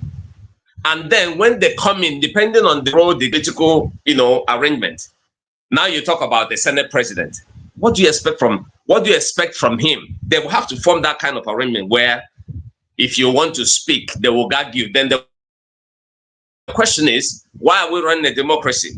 Democracy is supposed to be a kind of government that is representative in nature, where you to speak on behalf of your constituents to be able to air your views. And your constituents should actually, see you representing them by talks and their condition. But what you get is the people that we put in there, or that say they go there to represent the people, actually go there to do any and everything that can benefit them. And even when they dare to speak, you will see the leadership of the same, for instance, in the Senate, would ask them to sit down, don't talk, and all of that kind of stuff. They will literally just gag you. So I don't know the kind of system we are running, to be honest. Apart from a Senate, every other department of our government, from governorship, anywhere, even in local government, people government. I mean, it's just solid. It's just a charade, man. I don't even know how to, because if we really need to get it right, this whole thing really has to be dismantled. We should look at how people get into politics and how they get into government from their parties. These are where you look at, where the problem started from, and then we'll look at how, because if you look at what happens in America, where for anybody to represent a particular constituent, it has to be voted by the people, even at the grassroots level. They need to vote for who is going to represent them at that level before you can begin to vie for anything. So it is that will now enable you to go to the next level. But where the people, for instance, in Nigeria, don't seem to have a say in how their representatives are elected or selected, as the case may be, the political players think that they don't owe you anything. So when they get in there, if you think they're going to represent you, you lie. They will not. And then, because of the level of bribery and corruption that goes on in the system, everybody seems to have the same kind of mindset. Have you ever heard a politician in Nigeria, whether it's from PDP, LP, whatever party platform, as soon as they finish and they get victory, if they see themselves in Abuja, that one will say, anyhow, we're here. They tend to relate to themselves as, my brother, and all of that, because it's a game. It's a game. They are not there for the people. It's just for personal aggrandizement, personal achievement, personal anything that can benefit them. So it's a whole lot to really talk about this system that we run. I feel so ashamed that I watched a Ghanaian parliament, seeing what a Senate is doing, how clear his English is, and the questions he was asking, and nobody shut down. We are all facing this kind of stuff. Then talking about, let me make one statement about what you said, Obi said. I mean, it's a low on his own side. I don't know. Maybe he was just trying to be politically correct. Because, I mean, any politician that don't seem to mention God, okay, I mentioned prayer, okay, seem to be talking nonsense. Because I don't know. Let me quote J.F. Kennedy, who said that any problem that is created by human beings should have human solution. Look, you cannot, politics, governance, government, anything you can think of, even economy, are all human curation. You does wrong. Somebody that tells you about prayer is deceiving himself, because God doesn't even listen to this kind of stuff. He's just watching people to have some kind of sense. Have sense and deal with your problem. Why are you calling his name when others are making it? Those who don't even believe in Christianity are making it because they are thinking, and they're talking about prayers. That for me is nonsense. Anyway, I just wish to add that to be able to make a point on that, because I mean it really doesn't make sense. But again, thank you. It's part of the things that I feel like he wanted to say, just because he's vying for. Right here, when you speak about it, people will believe you. Maybe he just wanted to just throw that in and see how the people will react. But for people like me who know what the truth is, Thank you. Thank you. Prince Doesn't Francis really make Chilaka. sense. Thank you. Prince Francis Chilaka, let me come to you now. You watched that Ghanaian parliament and then you watch what play. In fact, I get another video where I go play for now. Today, Namibia sworn in the first female president for inside their country. And she said something very critical, that she no go tolerate anything about corruption. I would like, the reason that they do this thing now, make Nigerians understand the need, the way other countries then don't go and where then they still do. Whether it go fit just give us small hope, make we ginger to work on the country we feel say we would deserve. Let's take a listen to it briefly, some of the things she said during her inauguration. Our economy will also generate revenue to finance developmental and enhance and expand social safety nets. It will also create jobs to take care of the unemployed, of which majority are the youth. Opportunities will be created for the effective participation of the youth and women in various sectors of our economy through targeted financing, training, mentorship, and internship programs. As part of youth empowerment program, the government will promote various sports codes and investment in appropriate sports infrastructure, because many of our youth, they are the beneficiary in this. Attention will also be given to the creative industries to make space for our people to bring out their talents. Directors of ceremonies, the attainment of sustainable socio-economic development can only be realized through an accountable administration. Therefore, we will promote good governance with predictable rule-based system that installs confidence in our institution. Public servants are required to maintain at all times high ethical standards. They should provide the best possible service to the population timelessly without favoritism. Corruption in all its manifestations should be avoided at all costs.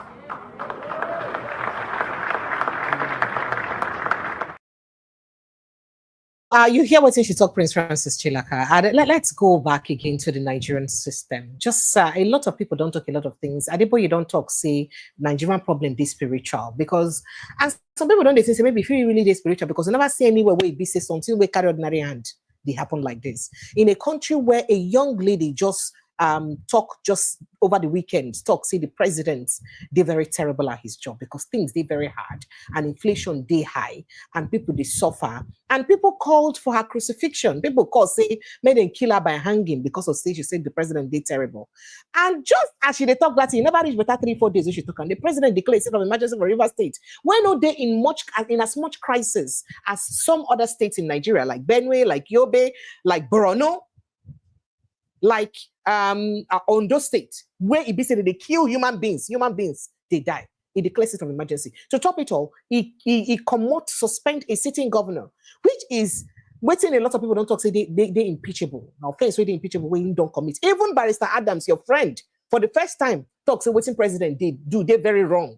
Barrister Adams, so if this is a bit about this kind of things, say waiting president they do wrong. At a time like this, and more still they happen. We see the charade where happened for inside our National Assembly yesterday. And what in all of this tell to the people about the people of Nigeria? Could it be that we really deserve the people that we have? Considering that this is the most diverse National Assembly where we get. And yet we don't get people. Somebody said the other day that where the people say nay for inside that's where the people, how many nay voices did you hear? Should I play the record again? Maybe look what I go hear nay voices. Where the nay voices? So let me get your reaction. What does it really mean? I don't understand. Where are we in Nigeria? The Nigeria government, it operate like it didn't want cartoon where somebody make where talk, say, 3 arms of government now. who will get a get as a be. I mean, the Nigerian government really don't deal like this.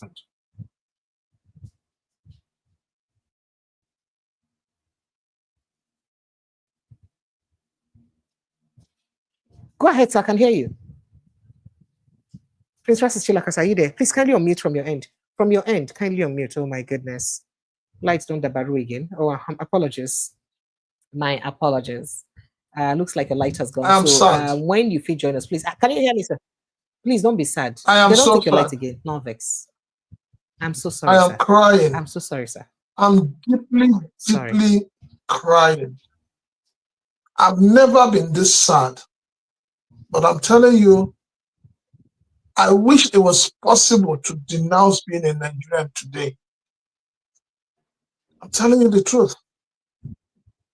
Oh my goodness. I wish it was about possible. that. I'm sorry about that. I would have gone to Ghana to get citizenship. Because when you see a country that is on the path of development, when you see leadership that is on the path of development, you'd want to associate with it. You'd want to be part of it. Having a country with educated people, a country that has one of the best in terms of doctors, engineers, name them. Yet we're lacking when it comes to leadership. What hope for the younger generation? What hope for those your president will call, generation yet unborn? What is the hope? What should make me to be happy to be called a Nigerian? Just give me one reason. You see your legislators behaving like toddlers. You see your senators behaving as if they're not part of this world. So tell me, what is there for me to be proud of? And then Peter Obi will talk about praying. Praying for who? Who are we going to pray for? Are we going to pray for people for them, who the have leaders, no soul? saying all of them put us where we did. I've always said that it is our leaders Prince Francis Chilaka, Okay, so just before you continue your thought, I'll be saying, I tell you today, say Supreme Court, some sources of factions get them say Supreme Court today affirm Anyanwu will be Wike ally as the secretary of the official secretary of PDP. But PDP they deny, say no, say what's in the Supreme Court do, say they even affirm, say made them go by their internal political rule. Now, if not true, say by the time people or lawyers at least watch that judge and gets the certified true copy of that judgment, and not true, say that Wike ally, nine win that case. In lose from the high court level, from the first court to the appeal court, in lose. Then he reached the Supreme Court. Now they win the case. What does it speak to? Because now what's it make people go do this cartoon? Say it be like say they don't kidnap all the arms of our government. This cartoon, yeah. Okay, Precious, calm down. Precious, calm down. Sorry, the Supreme. I've had time to read some of the reports of the Supreme Court. The Supreme Court did not affirm Senator Anyanwu as the National Secretary of PDP. No, the Supreme Court did not do that. The Supreme Court rather said that the issue is an internal mechanism, that the internal mechanism of the party should play out. So the party should go and solve the problem internally and not disturb anybody. Internally. And come to think about it, I'm asking myself, what does Senator Anyanwu want? You left the party secretariat and went to contest election as a governor. One hand in governorship as election, the other hand in the party. I mean, who does that? Why is it that our politicians are the most greediest kind of human beings on earth?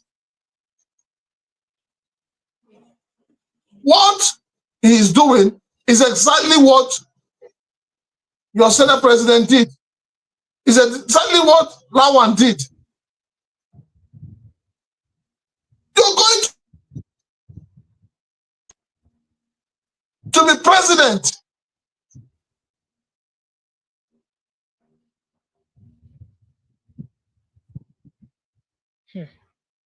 Senate in your pocket. Who does that?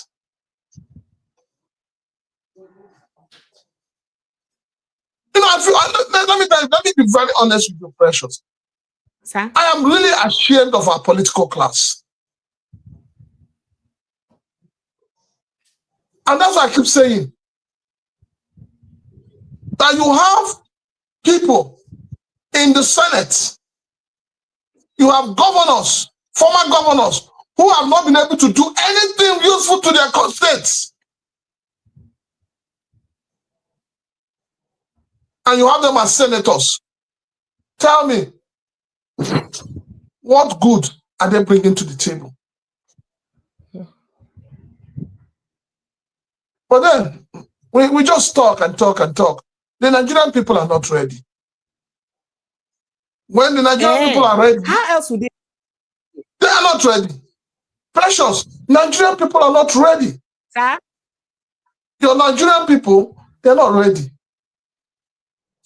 Because tomorrow, these are the same people that will go and collect 2 balls of onions, like I keep saying. They'll collect 2 cups of rice, and they will still vote those who have been holding them down. Nobody in Nigeria with common sense should vote a former governor into office. Nobody. When you vote them, you will vote them. So now, and you want a better system, and you think the system will work. So please, going back to this National Assembly issue, right? There were some things or revelations that Natasha Kuti made during her interview with the BBC, where she did say that, while she was saying that the Senate operates like a cult, she said that that there were times, okay, she said a lot of things, that the Senate president runs the Senate like a dictator, not a Democrat. That it's very obvious. It is very obvious. You don't need to be told. And anyone who does, you don't need to be told. Against them, saying they come for you, chop you. Don't very precious. Was he voted by co-senators to become a Senate president? You and I know how he became the Senate president. It was an imposition. So what do you expect? What you have playing out in the Senate and House of Reps is nothing but dictatorship. By either falling or you're thrown out.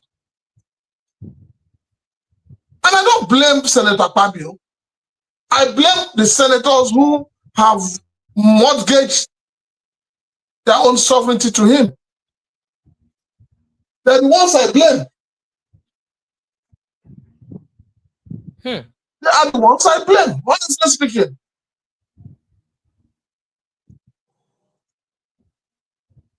Okay.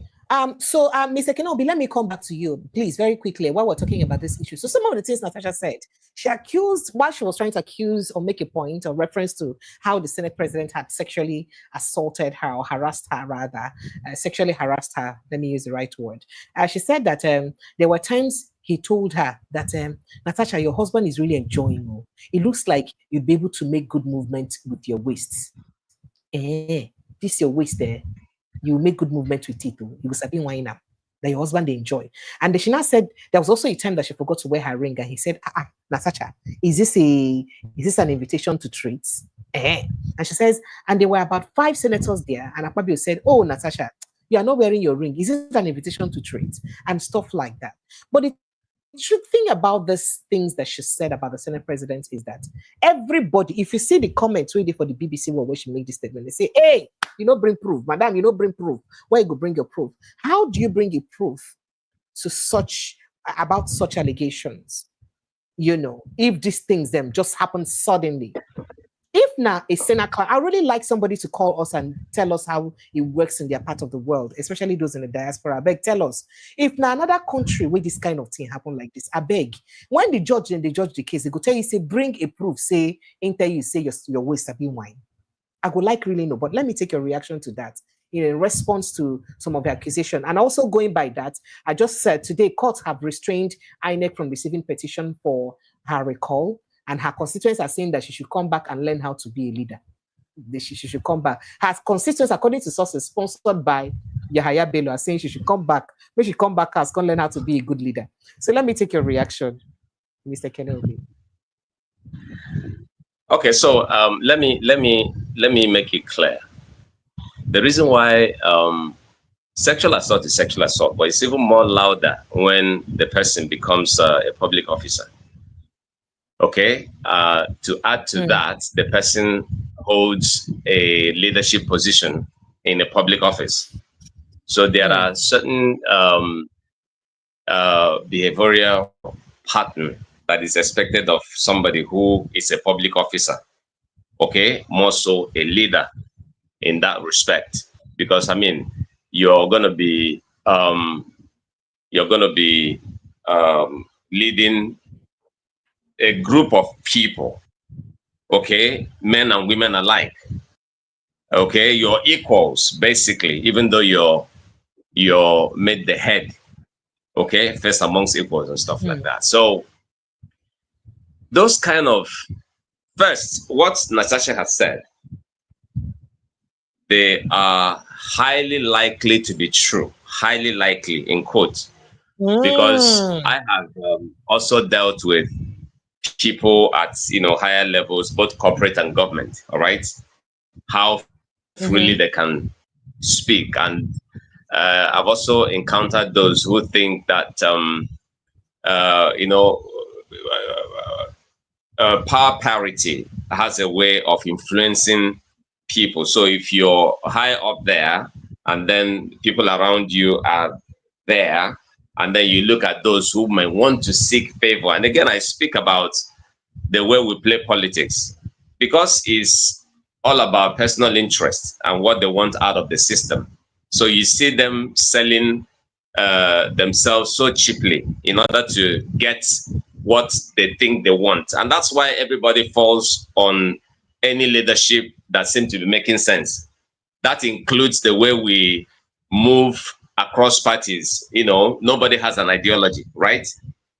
One man described Nigerian politician as, everybody said they hold eba for hand, they waka, then they look for where they cook soup. If they see where they cook soup, then go sit down, begin to chop. You understand? Oh wow. That's the way they describe Nigerian politicians. So good.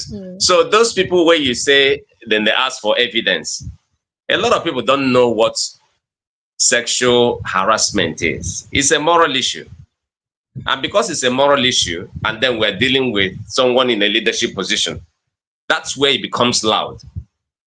Elsewhere, they may not have evidence, quote and unquote, concrete evidence. But as soon as somebody says, this is what this person has done to me, first and foremost, the person would honorably step aside for investigations to go on. Investigation has to go on, and then because the person that alleges, okay, would have to, I mean, you can't just say, oh, somebody alleges, and then you would say, oh, because there is no concrete evidence, then you wouldn't want to look into the matter. And that is part of the problem that we talked about here. Gagging people, anybody who is in any leadership position will want to form one Abacha or one Idi Amin. Do you understand? So that people can, get scared, and then they tend to worship the person. That's exactly what we have in the system. So, Natasha, an average senator, including Akpabio, didn't quite know the level Natasha could go. You know, because I mean, if you do this to one or two, three, four, five persons, them by surprise. Exactly.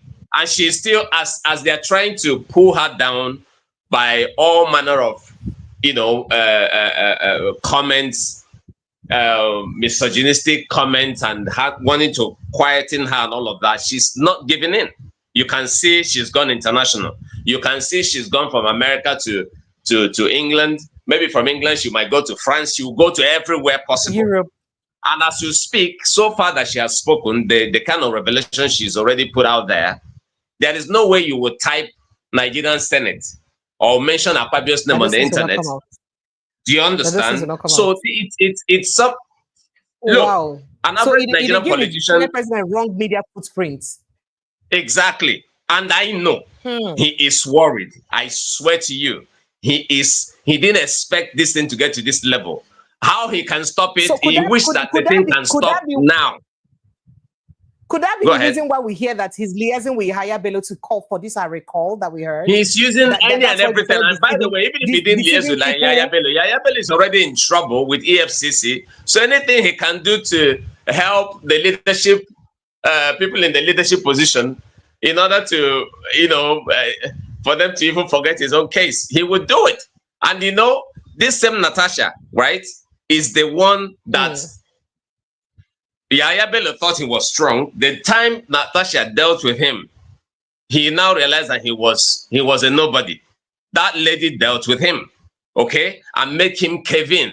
So this is like an opportunity for him to see how he can also pull her to the ground. You understand? Exactly. So everybody is doing things the way, but I know this lady, there are some people you need to really study how they behave. I wish people can really, you know, be calm enough to study how certain people behave. Then you will know that it's not everybody you treat the same way. It's not everybody you treat the same way. Do you understand? What happens in the Senate House, we have all seen it. Nobody needs to ask questions. Okay, so people go there to talk. They are supposed to talk and represent their own constituent, but they don't speak. You will see a senator who goes there to go and sleep. They go there, they all do what will benefit them, not for the people. So if Natasha has said what she said, it's a common knowledge that from what you see, look at what Akpabio and Dixon, you can imagine how he spoke. This is not Senate position. Your position is not Senate position.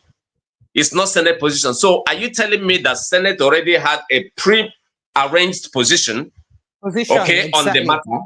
So if he doesn't fall in, then he's going to be a dissident. And if he's a dissident, then he'll be dealt with. I don't understand it. So everything is so clear. The way and that's why this country is not moving forward.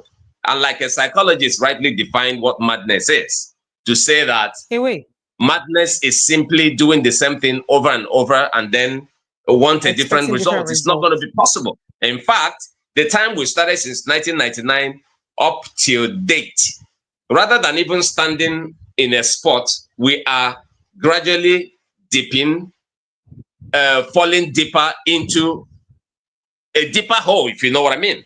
This is not nice. This is not nice. Like I told you, watching that Ghanaian senator, a senator asking, nobody shut him down, nobody interrupted him. That is how representative government is supposed to be. What we run here is... People were even cheering him on. Do you understand? That's how it's supposed to be. Watch elsewhere. Are we not neighbors? Sometimes when we give example using the UK, using America and Canada and all that developed areas, it looks like, okay, they are white people, they behave differently from us. These are our neighbors. I was watching the other day, I think it's Botswana, you know, how their president they have even made provisions for newborn children, how they're going to be paying them money. They're already paying people who are retired and all of that kind of stuff. These are arrangements that you can find in the Western world. Not that we can't do them here. But you see, because we are doing things the way we do them, and the people have been beaten to a level where they become so stupid, they don't even know their left to their right anymore. Do you understand? So anything goes, and everybody have opinion, and their opinion doesn't make sense, yet they are standing by it. So I don't know how we're going to really move this country forward. I don't know, but I know it's just that a lot of people don't know how. And that's why somebody can come up and tell you, look, you need to pray. Pray to, like, who? God is not listening. God is not listening. He's not. Every problems that we have experienced in this country are caused by human beings, and it has to have human solution. That's what I know. And that's what is going to happen. So Natasha telling you all the things she went through in the hands of, Akpabio, you can't, because she's very strong about it. She's really very strong about it, and it's a moral issue. You may not be able to say, oh, where's the evidence? Because, you didn't go, but you can actually repeat word for word what the person told you. If it is elsewhere, even if it's in Ghana, the person will step aside. The difference is that here, people don't resign, people don't step aside. People are even, if you try to shame them, they'll push back the shame to you. You'll be the one to be ashamed on their behalf. That's the problem. It's crazy. Hell. All right. Okay. So, Prince Francis Chilaka, let me take you on very quickly on Nnamdi Kanu's case. As the leader of the proscribed indigenous people of Biafra, Nnamdi Kanu, has formally apologized to the Federal High Court's Justice Binta Nyako and Adegboyega Awomolo Stan over his misconduct at the last proceedings of his trial on terrorism charges. He pleaded passionately for forgiveness and promised to be of good conduct throughout the duration of his trial. Kanu's apology was contained in a lengthy prepared speech delivered by his lead counsel and former Attorney General of the Federation and Minister for Justice, Mr. Kanu Agabi. Yeah, so Kanu Agabi is now his new lead counsel, so no longer Aloy Ijimako. Prince Francis Chilaka, would you kindly react to this very briefly before I play footage about transfer? Precious, calm down. Precious, calm down. Before you ask me to react to that, let me react to your Senate President. On your mandate, we shall stand. Is it not the height of stupidity for people who are elected to govern this country? And all they can do when a budget is being presented is to begin to sing like toddlers. To begin to sing that people are not to school at all. This is not an embarrassment. What are they teaching their own children at home? On your mind, look at adults. I'm ashamed of everybody in the Senate. From the Senate to the House of Rep. Honestly, they don't represent me. They are just like the obnoxious 1999 Constitution. I'm telling you the fact. I am so upset.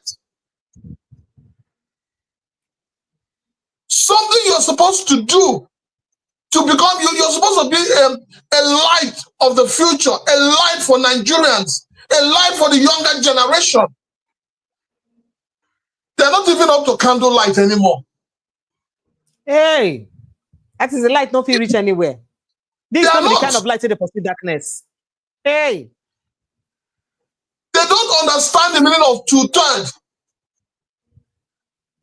They do. Suddenly, I think they do, but they just pretend like they don't. They are closing their eyes to their so-called rules, red book that they carry about as if it is a Bible.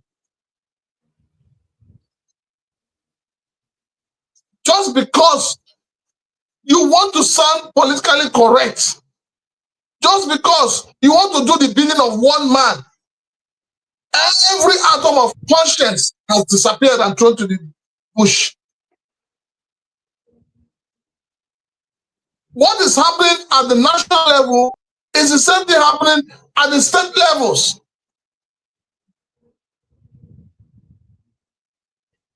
A country where you should have 3 independent bodies: the judiciary, the legislative, and the executive.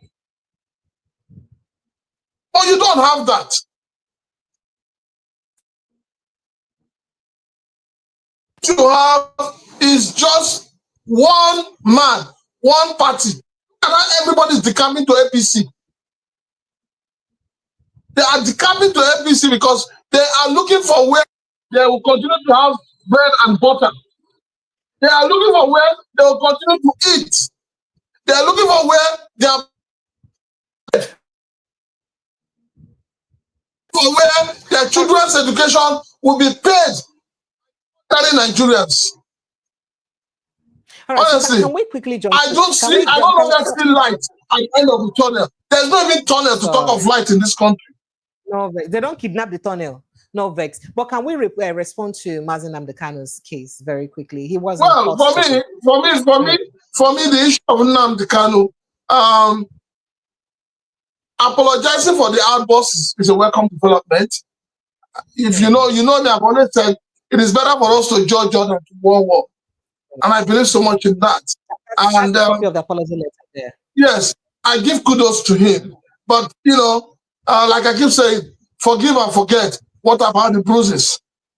He has said what he wanted to say in the fist of anger.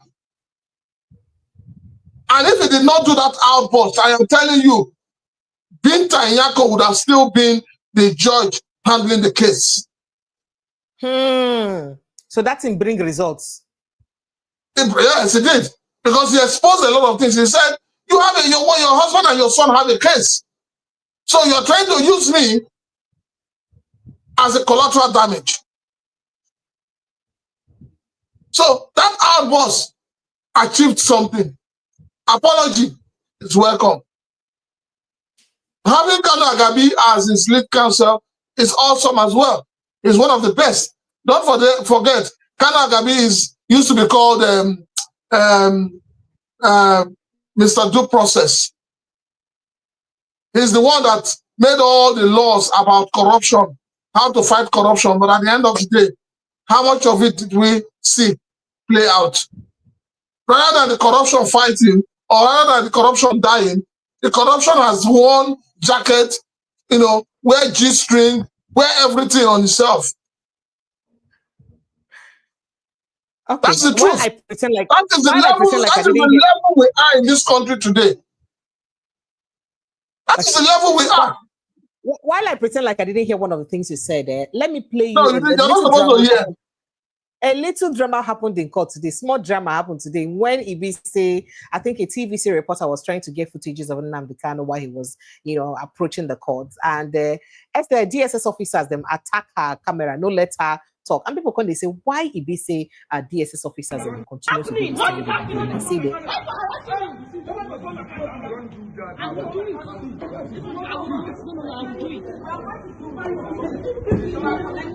Don't try to see. Don't try to see. What is it now? Precious. Yeah. You know that Nigeria, whether we like it or not, we keep saying that the many years of military rule is the reason why we are doing all the things we're doing. But we don't want to get out of that mentality of military rule. Each time something goes wrong, the government will try to say it is military rule. But you know the level of development we enjoyed in military rule. The only problem most Nigerians have with military rule is the fact that, Decree 2, freedom of press, freedom of expression. But other than that, let us look at the developmental strides. Let us do a statistics of what we have in terms of development during military rule and what we have in terms of development during the how many years of civil rule. I've always said that Nigerian police force, remove the force so that the police will have, human understanding. Yes, right, so we need to stop masking them. Why are you masking them? In a civilian rule, why are you masking themselves? Are they different from the guys operating in the southeast as unknown gunmen? So why are they masking? Why is it that they're always afraid of the camera? If they know they're doing the right thing, why are they always worried? See, let me tell you, when you saw your Senate president reading the other day, talking about Facebook, YouTube, they should have offices in Nigeria. All they want to do is to gag everybody. Because they know that with Facebook you can do a lot of things. Tell them.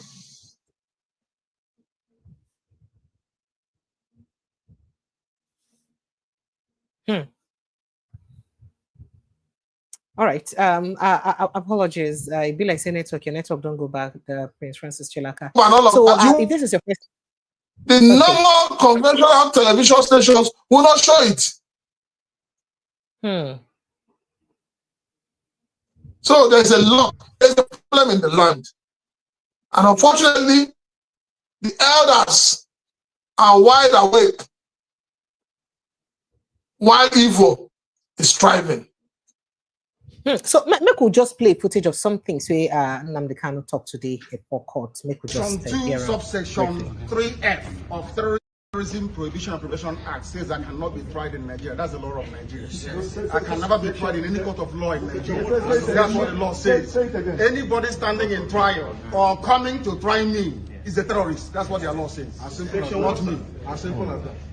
Section 2, subsection 3F of Terrorism Prevention and Prohibition Act. That's what it says. Any court considered to try me is committed an act of terrorism. Yes. Very clear. You cannot violate a treaty that Nigeria entered into and then come to try that very person. Is not done anywhere in the world. So you must be aware of that. So that is why there is all these ridiculous delays. That is what Supreme Court said. I did not jump bail. My home was invaded. They came to kill me and I survived. They came to Kenya to kidnap me, brought me back to this country and seeking to try me, which the law says cannot happen. You cannot violate a treaty that Nigeria entered into and then hope to stand on that illegality to conduct a trial. Is not done anywhere in the world. All right. So also earlier today, they tried to ask him how he feel, whether he feel optimistic as the case they come up again, and this and the response way. Allow them to show themselves.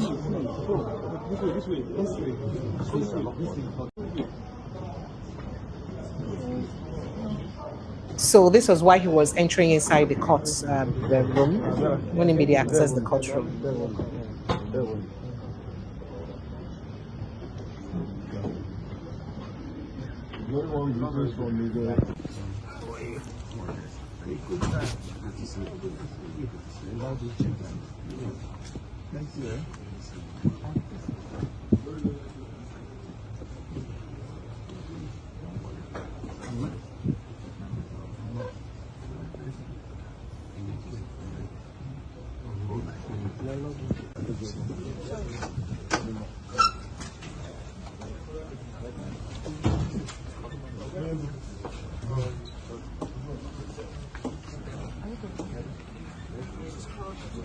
How are you? Fine, thank you. How are you doing? Very well, thank you. You have finally gotten a new judge to handle your case. How do you feel about that? Great, I suppose. Yes. So what are your expectations from today's proceedings? Is that justice will be done, of course, in accordance with the rule of law. That's what I'm expecting. Thank you very much. Thank you very much. That's my daughter. Take advantage of my daughter. Okay. All right. So in the expect say they go do justice to Ram in accordance to the rule of law, but considering that Nigeria is what it is right now, where people don't accuse the government of being the way it be, especially our court system, because clearly, if they won't release Nnamdi Kanu, they don't release him if they wanted to release him. So what do you see happening? A lot of people are insinuating that, President Bola Ahmed Tinubu may likely release him in 2020, towards close to 2027 to score political points to get the vote of the Igbos. Let me come to you, Mr. Kenobi. Do you think that may be what the president will do, especially now that he's consented to getting a new judge to handle his case? They don't take your own lights, so no vex. It be like say today, not taking lights galore. No vex, sir. Apologies, Mr. Kenny, I can't hear you. Kindly unmute yourself from your end. Yeah. Please. Can you hear me now? Go ahead. Yes, go ahead, sir. Okay, good. Nobody really know what, we can only permutate, we can only, look into what could be going on, but nobody can precisely say what might happen. Okay, so it looks a bit possible that President Bola Tinubu might want to do what he can do in order to get second term. But if that would benefit him, should he release him? Only him will tell. I really don't know.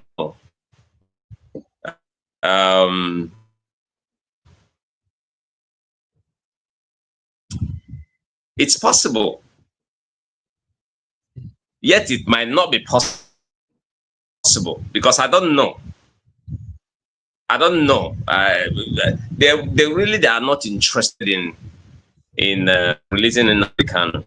They are not really into the people of the Southeast. You know, begged him. They had several visitations. They, you know, he played politics with it, and now he left. And then this new government came in when President Bola Tinubu was inaugurated. They asked him about Nnamdi Kanu if he was going to release him. He said no, he will never. You know, he reeled out some things that he felt the guy did that is against the interest of the country. And going forward, more than beyond what Igboho did, more than what Sunday Igboho did. No, because that's why I said Nnamdi Kanu is a special interest. I don't know why. Do you understand? I mean, the same thing that you just mentioned Igboho now. You just mentioned Igboho. You just mentioned even Mieti Allah and their group, all the things they did. That's why I said Nnamdi Kanu seemed to be like a special interest. I don't know what they have against him as a person. Maybe because he's an Igbo man, I don't know. But it looked like what Nnamdi Kanu had done is more heinous than what any other person from any other tribe had done. And because see that as he's an Igbo person. Usually, if an Igbo man try to do close to what any other person had done, his own case becomes clearly different. So really, I don't know what might play out. We're only just here permutating. Let's see what's going to happen. But it looks possible because this is his second term. It looks like he's going to do any and everything he can in order to, you know, get into that seat again. So anything he feels he can do. Ekene, you didn't use the right words to describe Kanu. Kanu is a special asset. Is a special asset to the government. Not like the CIA. Not like the CIA assets. He's a special asset. You know that if you recall, the brother of Nnamdi Kanu had said that coming up to the 2023 election, they used Nnamdi Kanu as a bargaining chip. If you recall, the brother has said it. And the brother said that it was an agreement between them, the family, and the son of Mr. President Sheyi Tinubu. And until today, nobody has refuted that. So if you like, releasing Nnamdi Kanu on the eve of the election, nothing will change. A chameleon is always a chameleon. I agree with you. So if they are holding Nnamdi Kanu as a joker for 2027, bros, that election they go lose them. May they look for another person. I agree with you. May they look for another person. You know, so it's unfortunate, really, really unfortunate that the Igbo man is an endangered species in Nigeria. And the Igbo leaders are poor people. When we talk about slave trade, I keep saying it. Those in the Igbo land, that's why they call them Kotuma. Local, yes. Local police.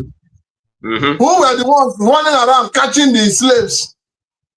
And some of the Ezes who were behind collecting cowrie to sell their people. That is what your Igbo leaders of today are still doing.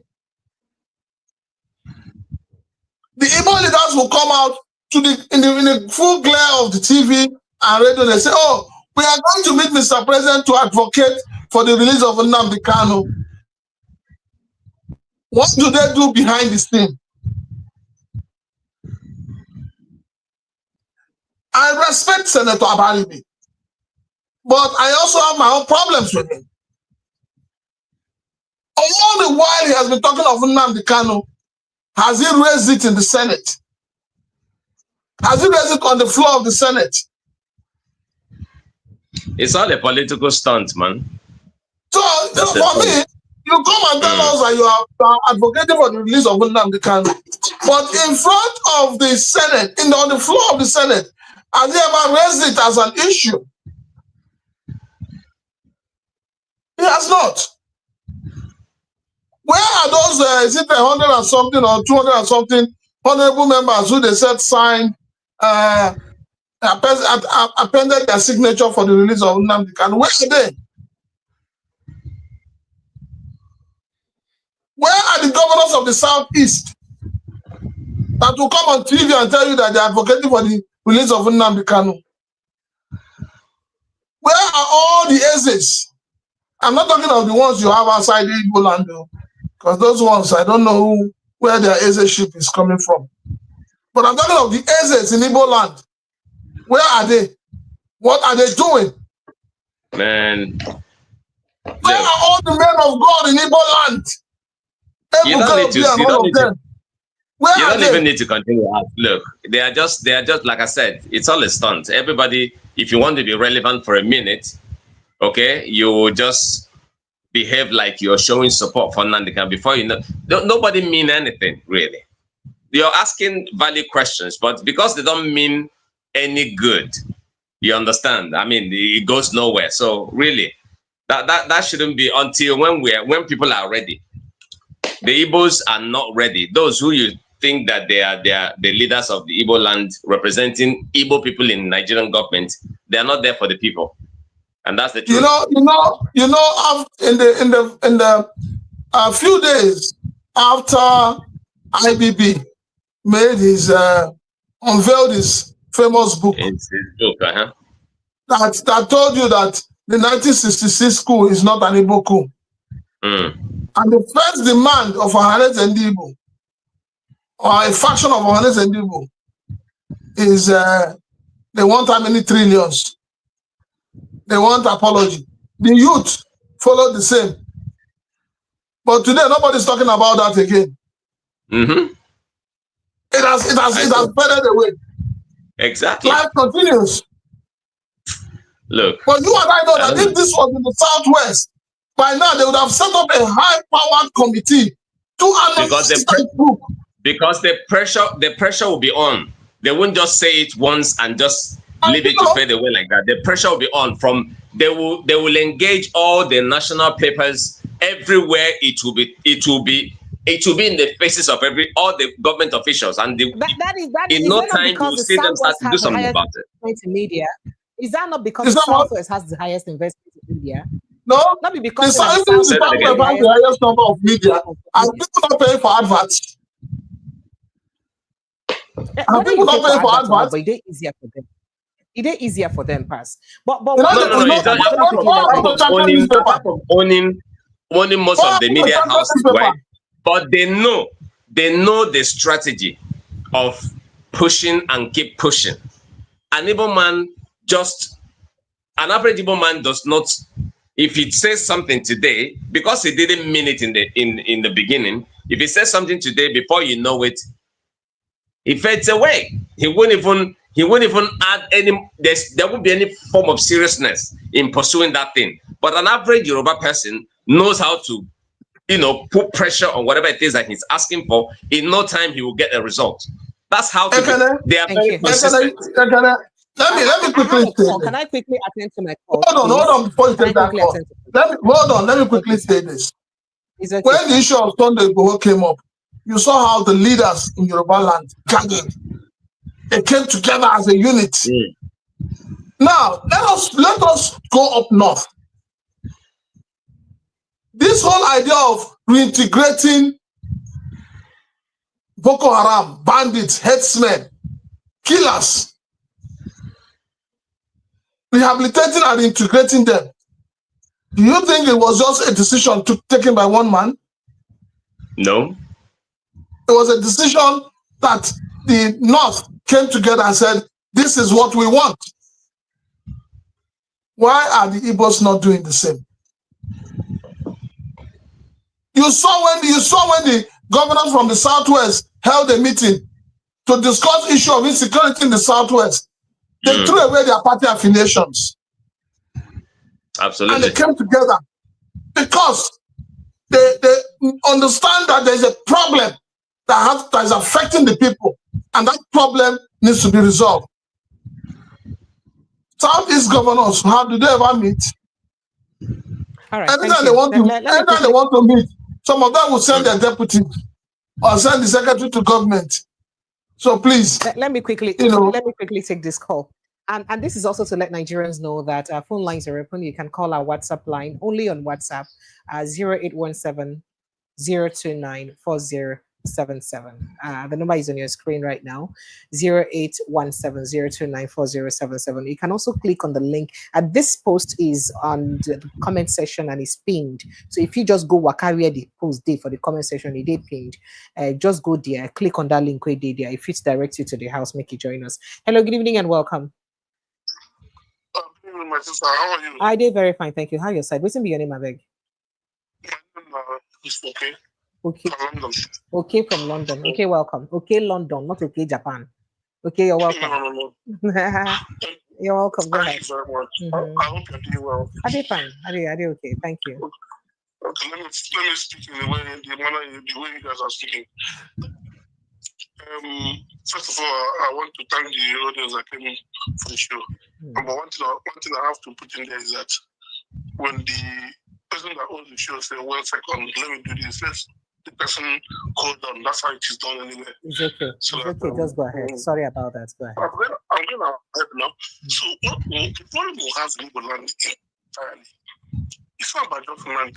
There's something that gentleman said, Mr. Prince Chinaka. He said something very tangible to me that I just believe that's what is going on in Holland.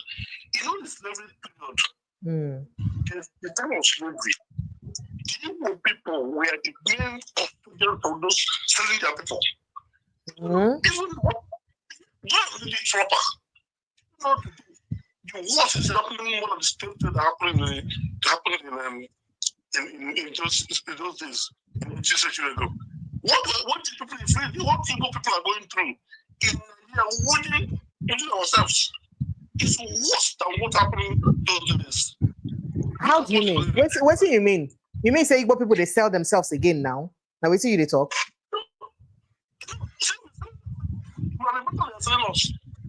What is going on now the 21st century? So what's in they go on? Tell us. Thank you.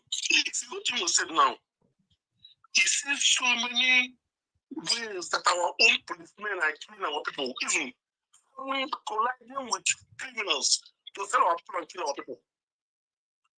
Do you understand? There are many dangerous acts going on in Igbo land within ourselves, but nobody.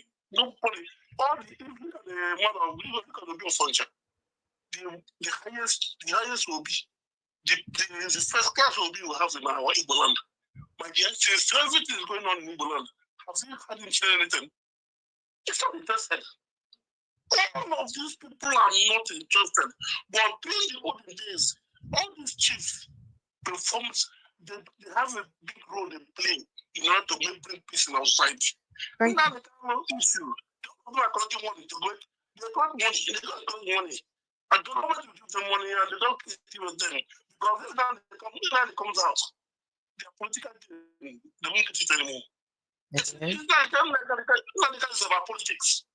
It's represent all those guys who come out in public and say, we are done everything to make sure that this is not the case. But at the end of the day, they go to their cocoon and they collude again and said, no, don't leave him. If you leave him, we're in trouble. You see, all these boys are listening to him. They don't listen to us. So This is the problem we have in Igbo. The governor of Imo State promised the young people that he's going to spend how many thousand each abroad to. Yes, so during that in campaign that year. What is going on in Imo State? Is it a number? Professor, look at what is going on. Professor, gives contract to our people in America to go and keep people here and there. Now, this is yeah, killing people. Who are you killing? Who are you shooting? You give a contract to our people to remind the whole forces and this and that. One person will come and pay you 5 billion or 5 million. And that person was which is money. Okay. Thank you so much. Okay, Chico. Thank you, Martina. Thank you for the job you are doing. You are doing a wonderful job. Thank you. I appreciate you. Thank you so much. Thank you. Prince Francis, did you hear the things he said? Prince Francis Chilakasa. Mr. Kenobi, on I hear what's in talk. I didn't hear everything. Tell us, I didn't hear everything he said. He talks, say the things where they happen for Igbo land now, even worse past the one where they happened before.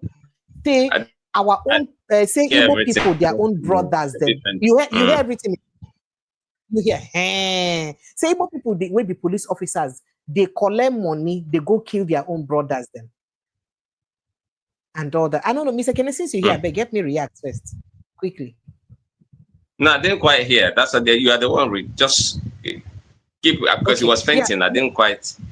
Okay, apologies. So he said that. Then he also said that look at what Soludo put up in what do they call this on Nature? Then first of all, he said they'll be on Nature. That it's supposed to be like the first class chief that we have in Igbo land has not said anything. That he barely talks about what's going on in Igbo land, and that I have never heard. I've never heard anything from that man. I've never heard anything from that man. The way Soludo used bring some Agberu them, made them whether they collect taxes and all that. Then they don't begin kill people. Now you can begin to like say no, say that they kill people and all that. Meanwhile, now him empower them because of the target we give them. Maybe they do what they do. He said quite a lot too. But let me finish taking this other call there. You react to all of them at once, and then we'll call it a day. Hello, good evening, and welcome. Hello, Precious. Good evening. I'm calling.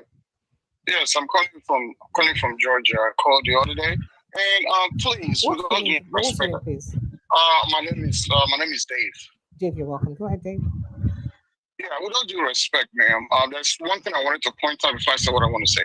I heard when you brought out the issue of Nnamdi Kanu, the word you used, you said the prescribed indigenous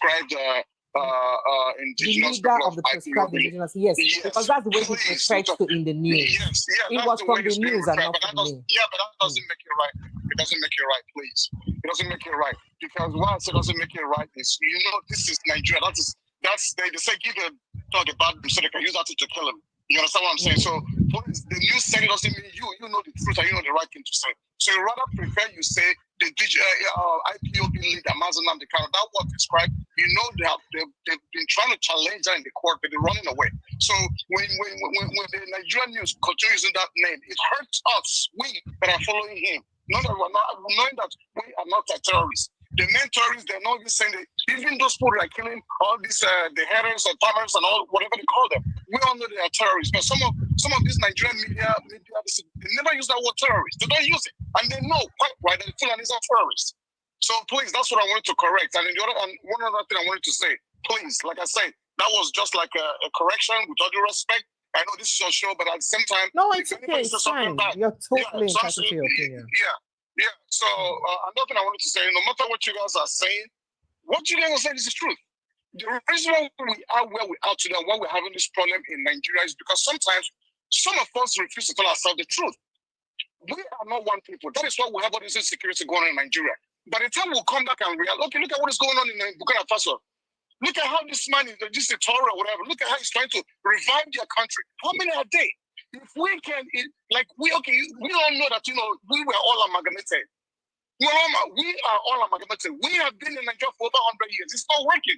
When do you think it's going to work? As you are now, can you point one thing Nigeria has ever done good for you or for any of us here?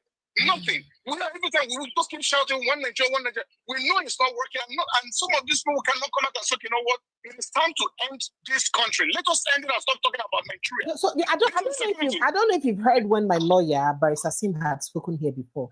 He said the constitution did not even make room for a referendum for us to sit down and agree whether we go on stay together or not. Say our constitution no make room for them. So now I make anybody we say won't come up for Nigeria, they like saying a taboo. You don't understand them. So that means it is the fault of the constitution.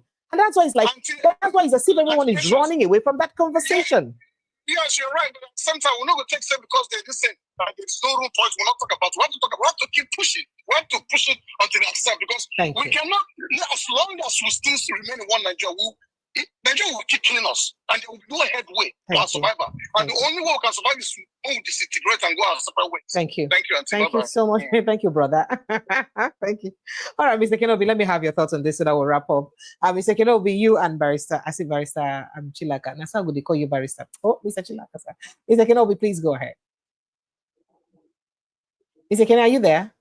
Has the network frozen you? Yes, go ahead, please. Yes. Oh yeah. What's the question? I lost it there.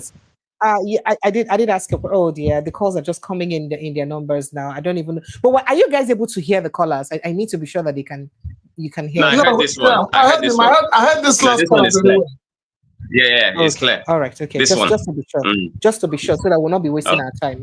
Hello, good evening and welcome. Hello, Bridget. Sir? How are you? I'm fine, thank you.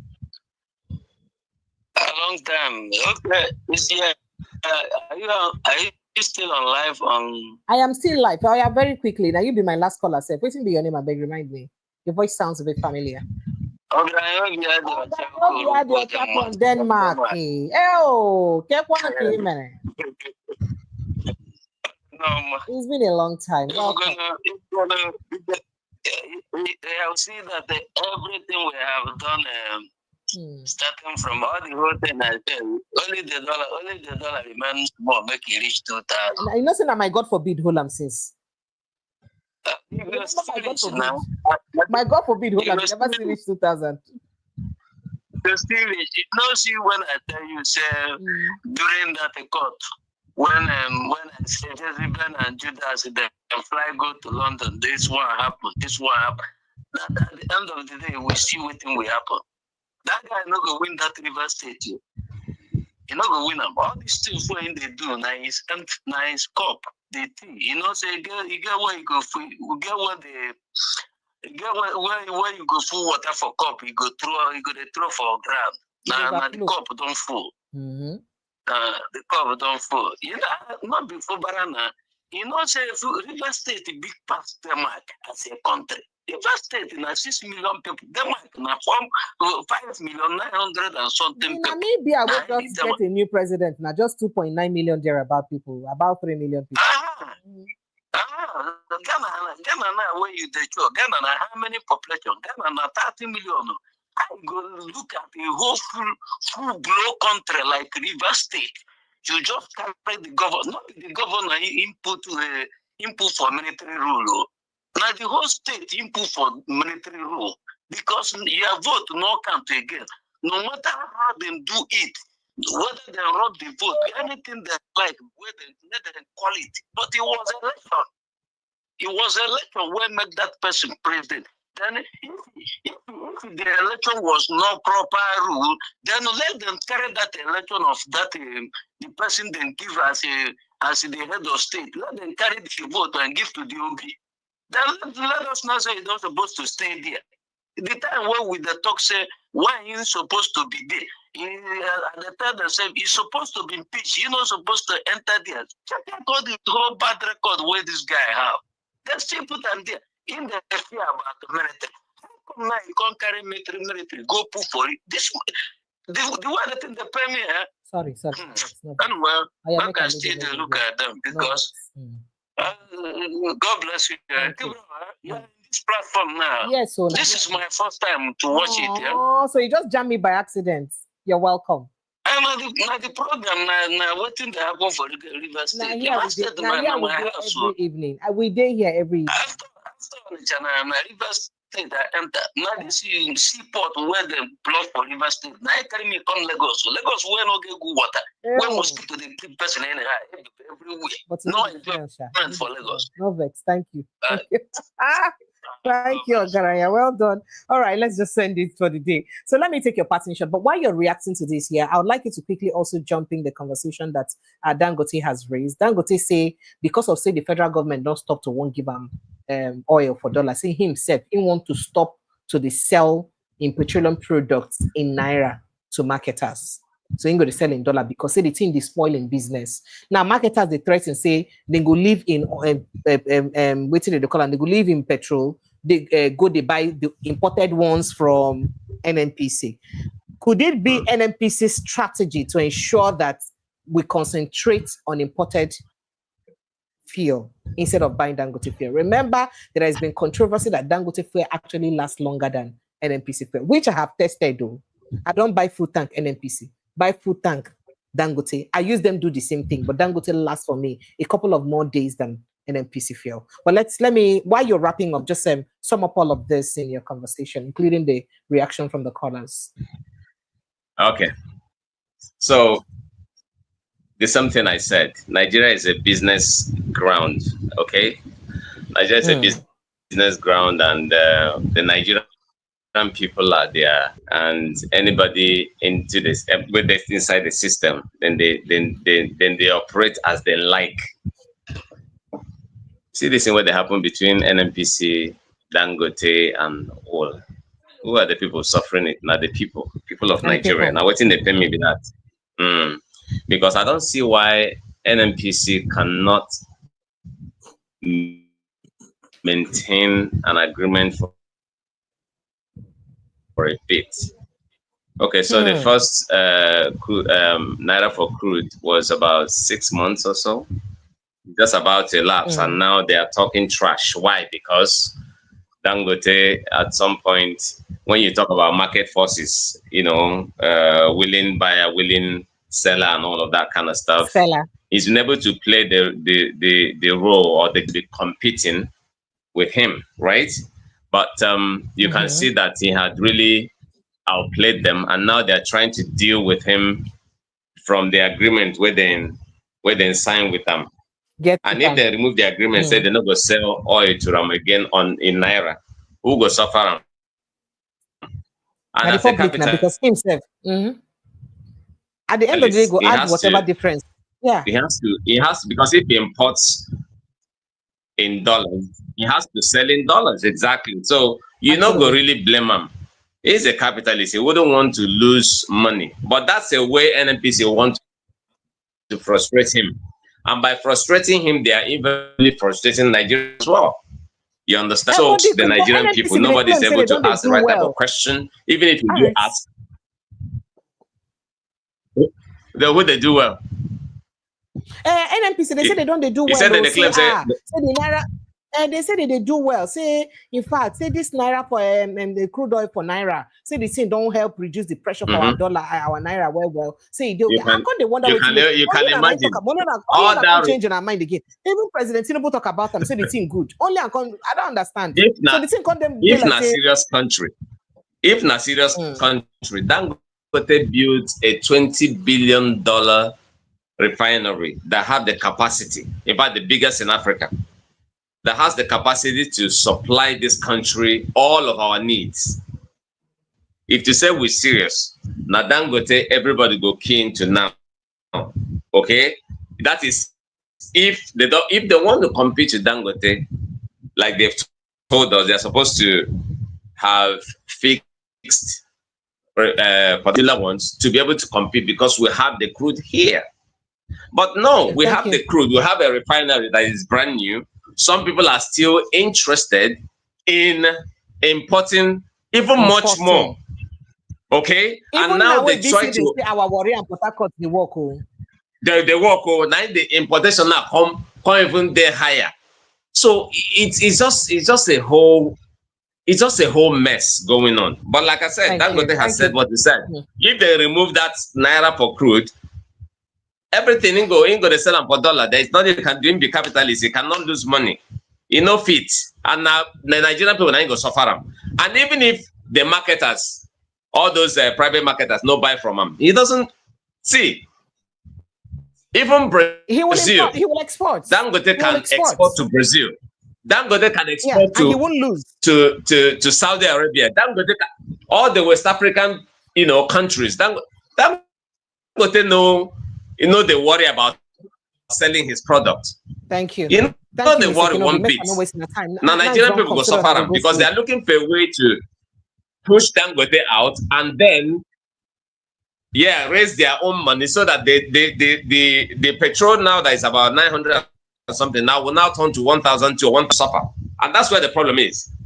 Thank you so much. All right, Prince Francis Chilaka, while I want you to give us your parting shots, I would like to make a response to this, but let me quickly remind Nigerians, please now, this is your first time of joining me, or if you have been joining me and you never subscribe, but click on the subscription button now, follow us like a village people, make we move this ministry, go reach the permanent site. So kindly click on that subscription button. You need to pay money for them, not free of charge, nobody they charge you, just subscribe, make we carry the ministry reach permanent site. So Prince Francis, kindly react to the calls and then your pattern shots.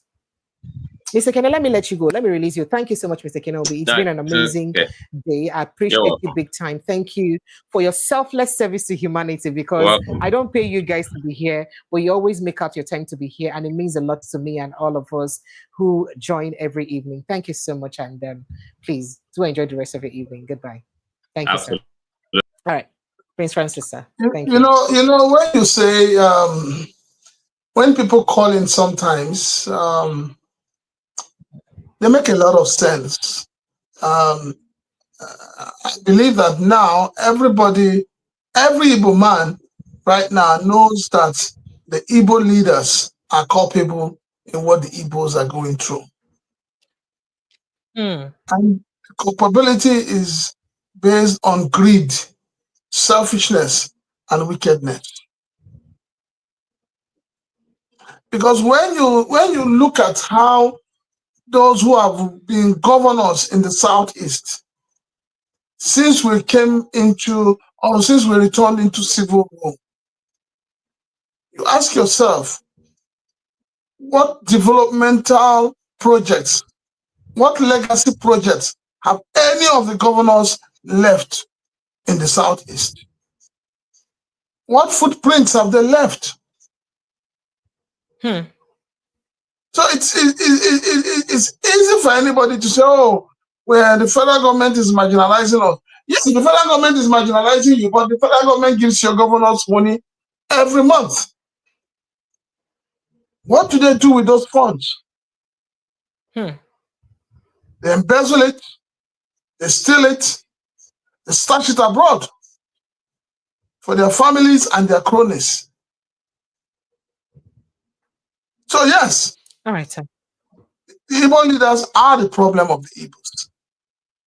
And in conclusion, I know a lot of Nigerians people have called me, people have sent me messages that I should stop talking about 2027, asking people to get their voters card, get themselves ready for voting.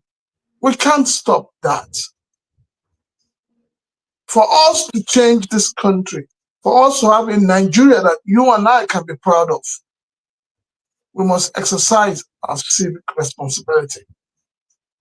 And that civic responsibility is that we must arm ourselves with our voters card and ensure that we vote people with honor and proven integrity. So those who have been opportune to watch the Ghanaian legislators drill their president over budget, we can get it right by voting the right. Thank you. Thank you so much, Prince Francis Chilaka. It's been amazing having you on the show, and thank you for your support always. It means a lot to me and a lot of Nigerians. So ABC, they can't break down what's in the happen for Nigeria for. We appreciate you. And thank you everybody for joining us. It's been almost a 3 long hours conversation, extensive conversation on things that happen for Nigeria. I don't give a breakdown of almost everything that happened for Nigeria today. The idea not be just to talk and go. The idea not to talk, make it sink for our head so that it will help us to take the right decision and to fight for the life of our country back. Because the way the country they look at, if you look and way, be like say go even almost discouraged, say nothing go fit solve our problem. But that's when we go solve our problem. Only our own efforts now go be put together to solve that problem. I love you guys and I appreciate you. Thank you so much once more, Prince Francis Chilaka, for being here and always contributing. Thank you. All right, Lagos, Nigeria.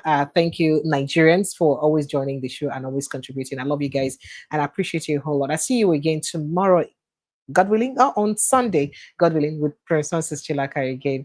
Do enjoy the rest of your day. Drop your thoughts and comments on that. Go know how this matter then take do you for body. Continue to the drop them and let's continue to speak out. One day, the good thing is that we're creating awareness and they don't like that we're creating this awareness. So let's not stop creating the awareness because they don't like it. Because an informed mind will fit one day get sense to do the right thing and they will not like it. So let's at least start by enlightening ourselves, right?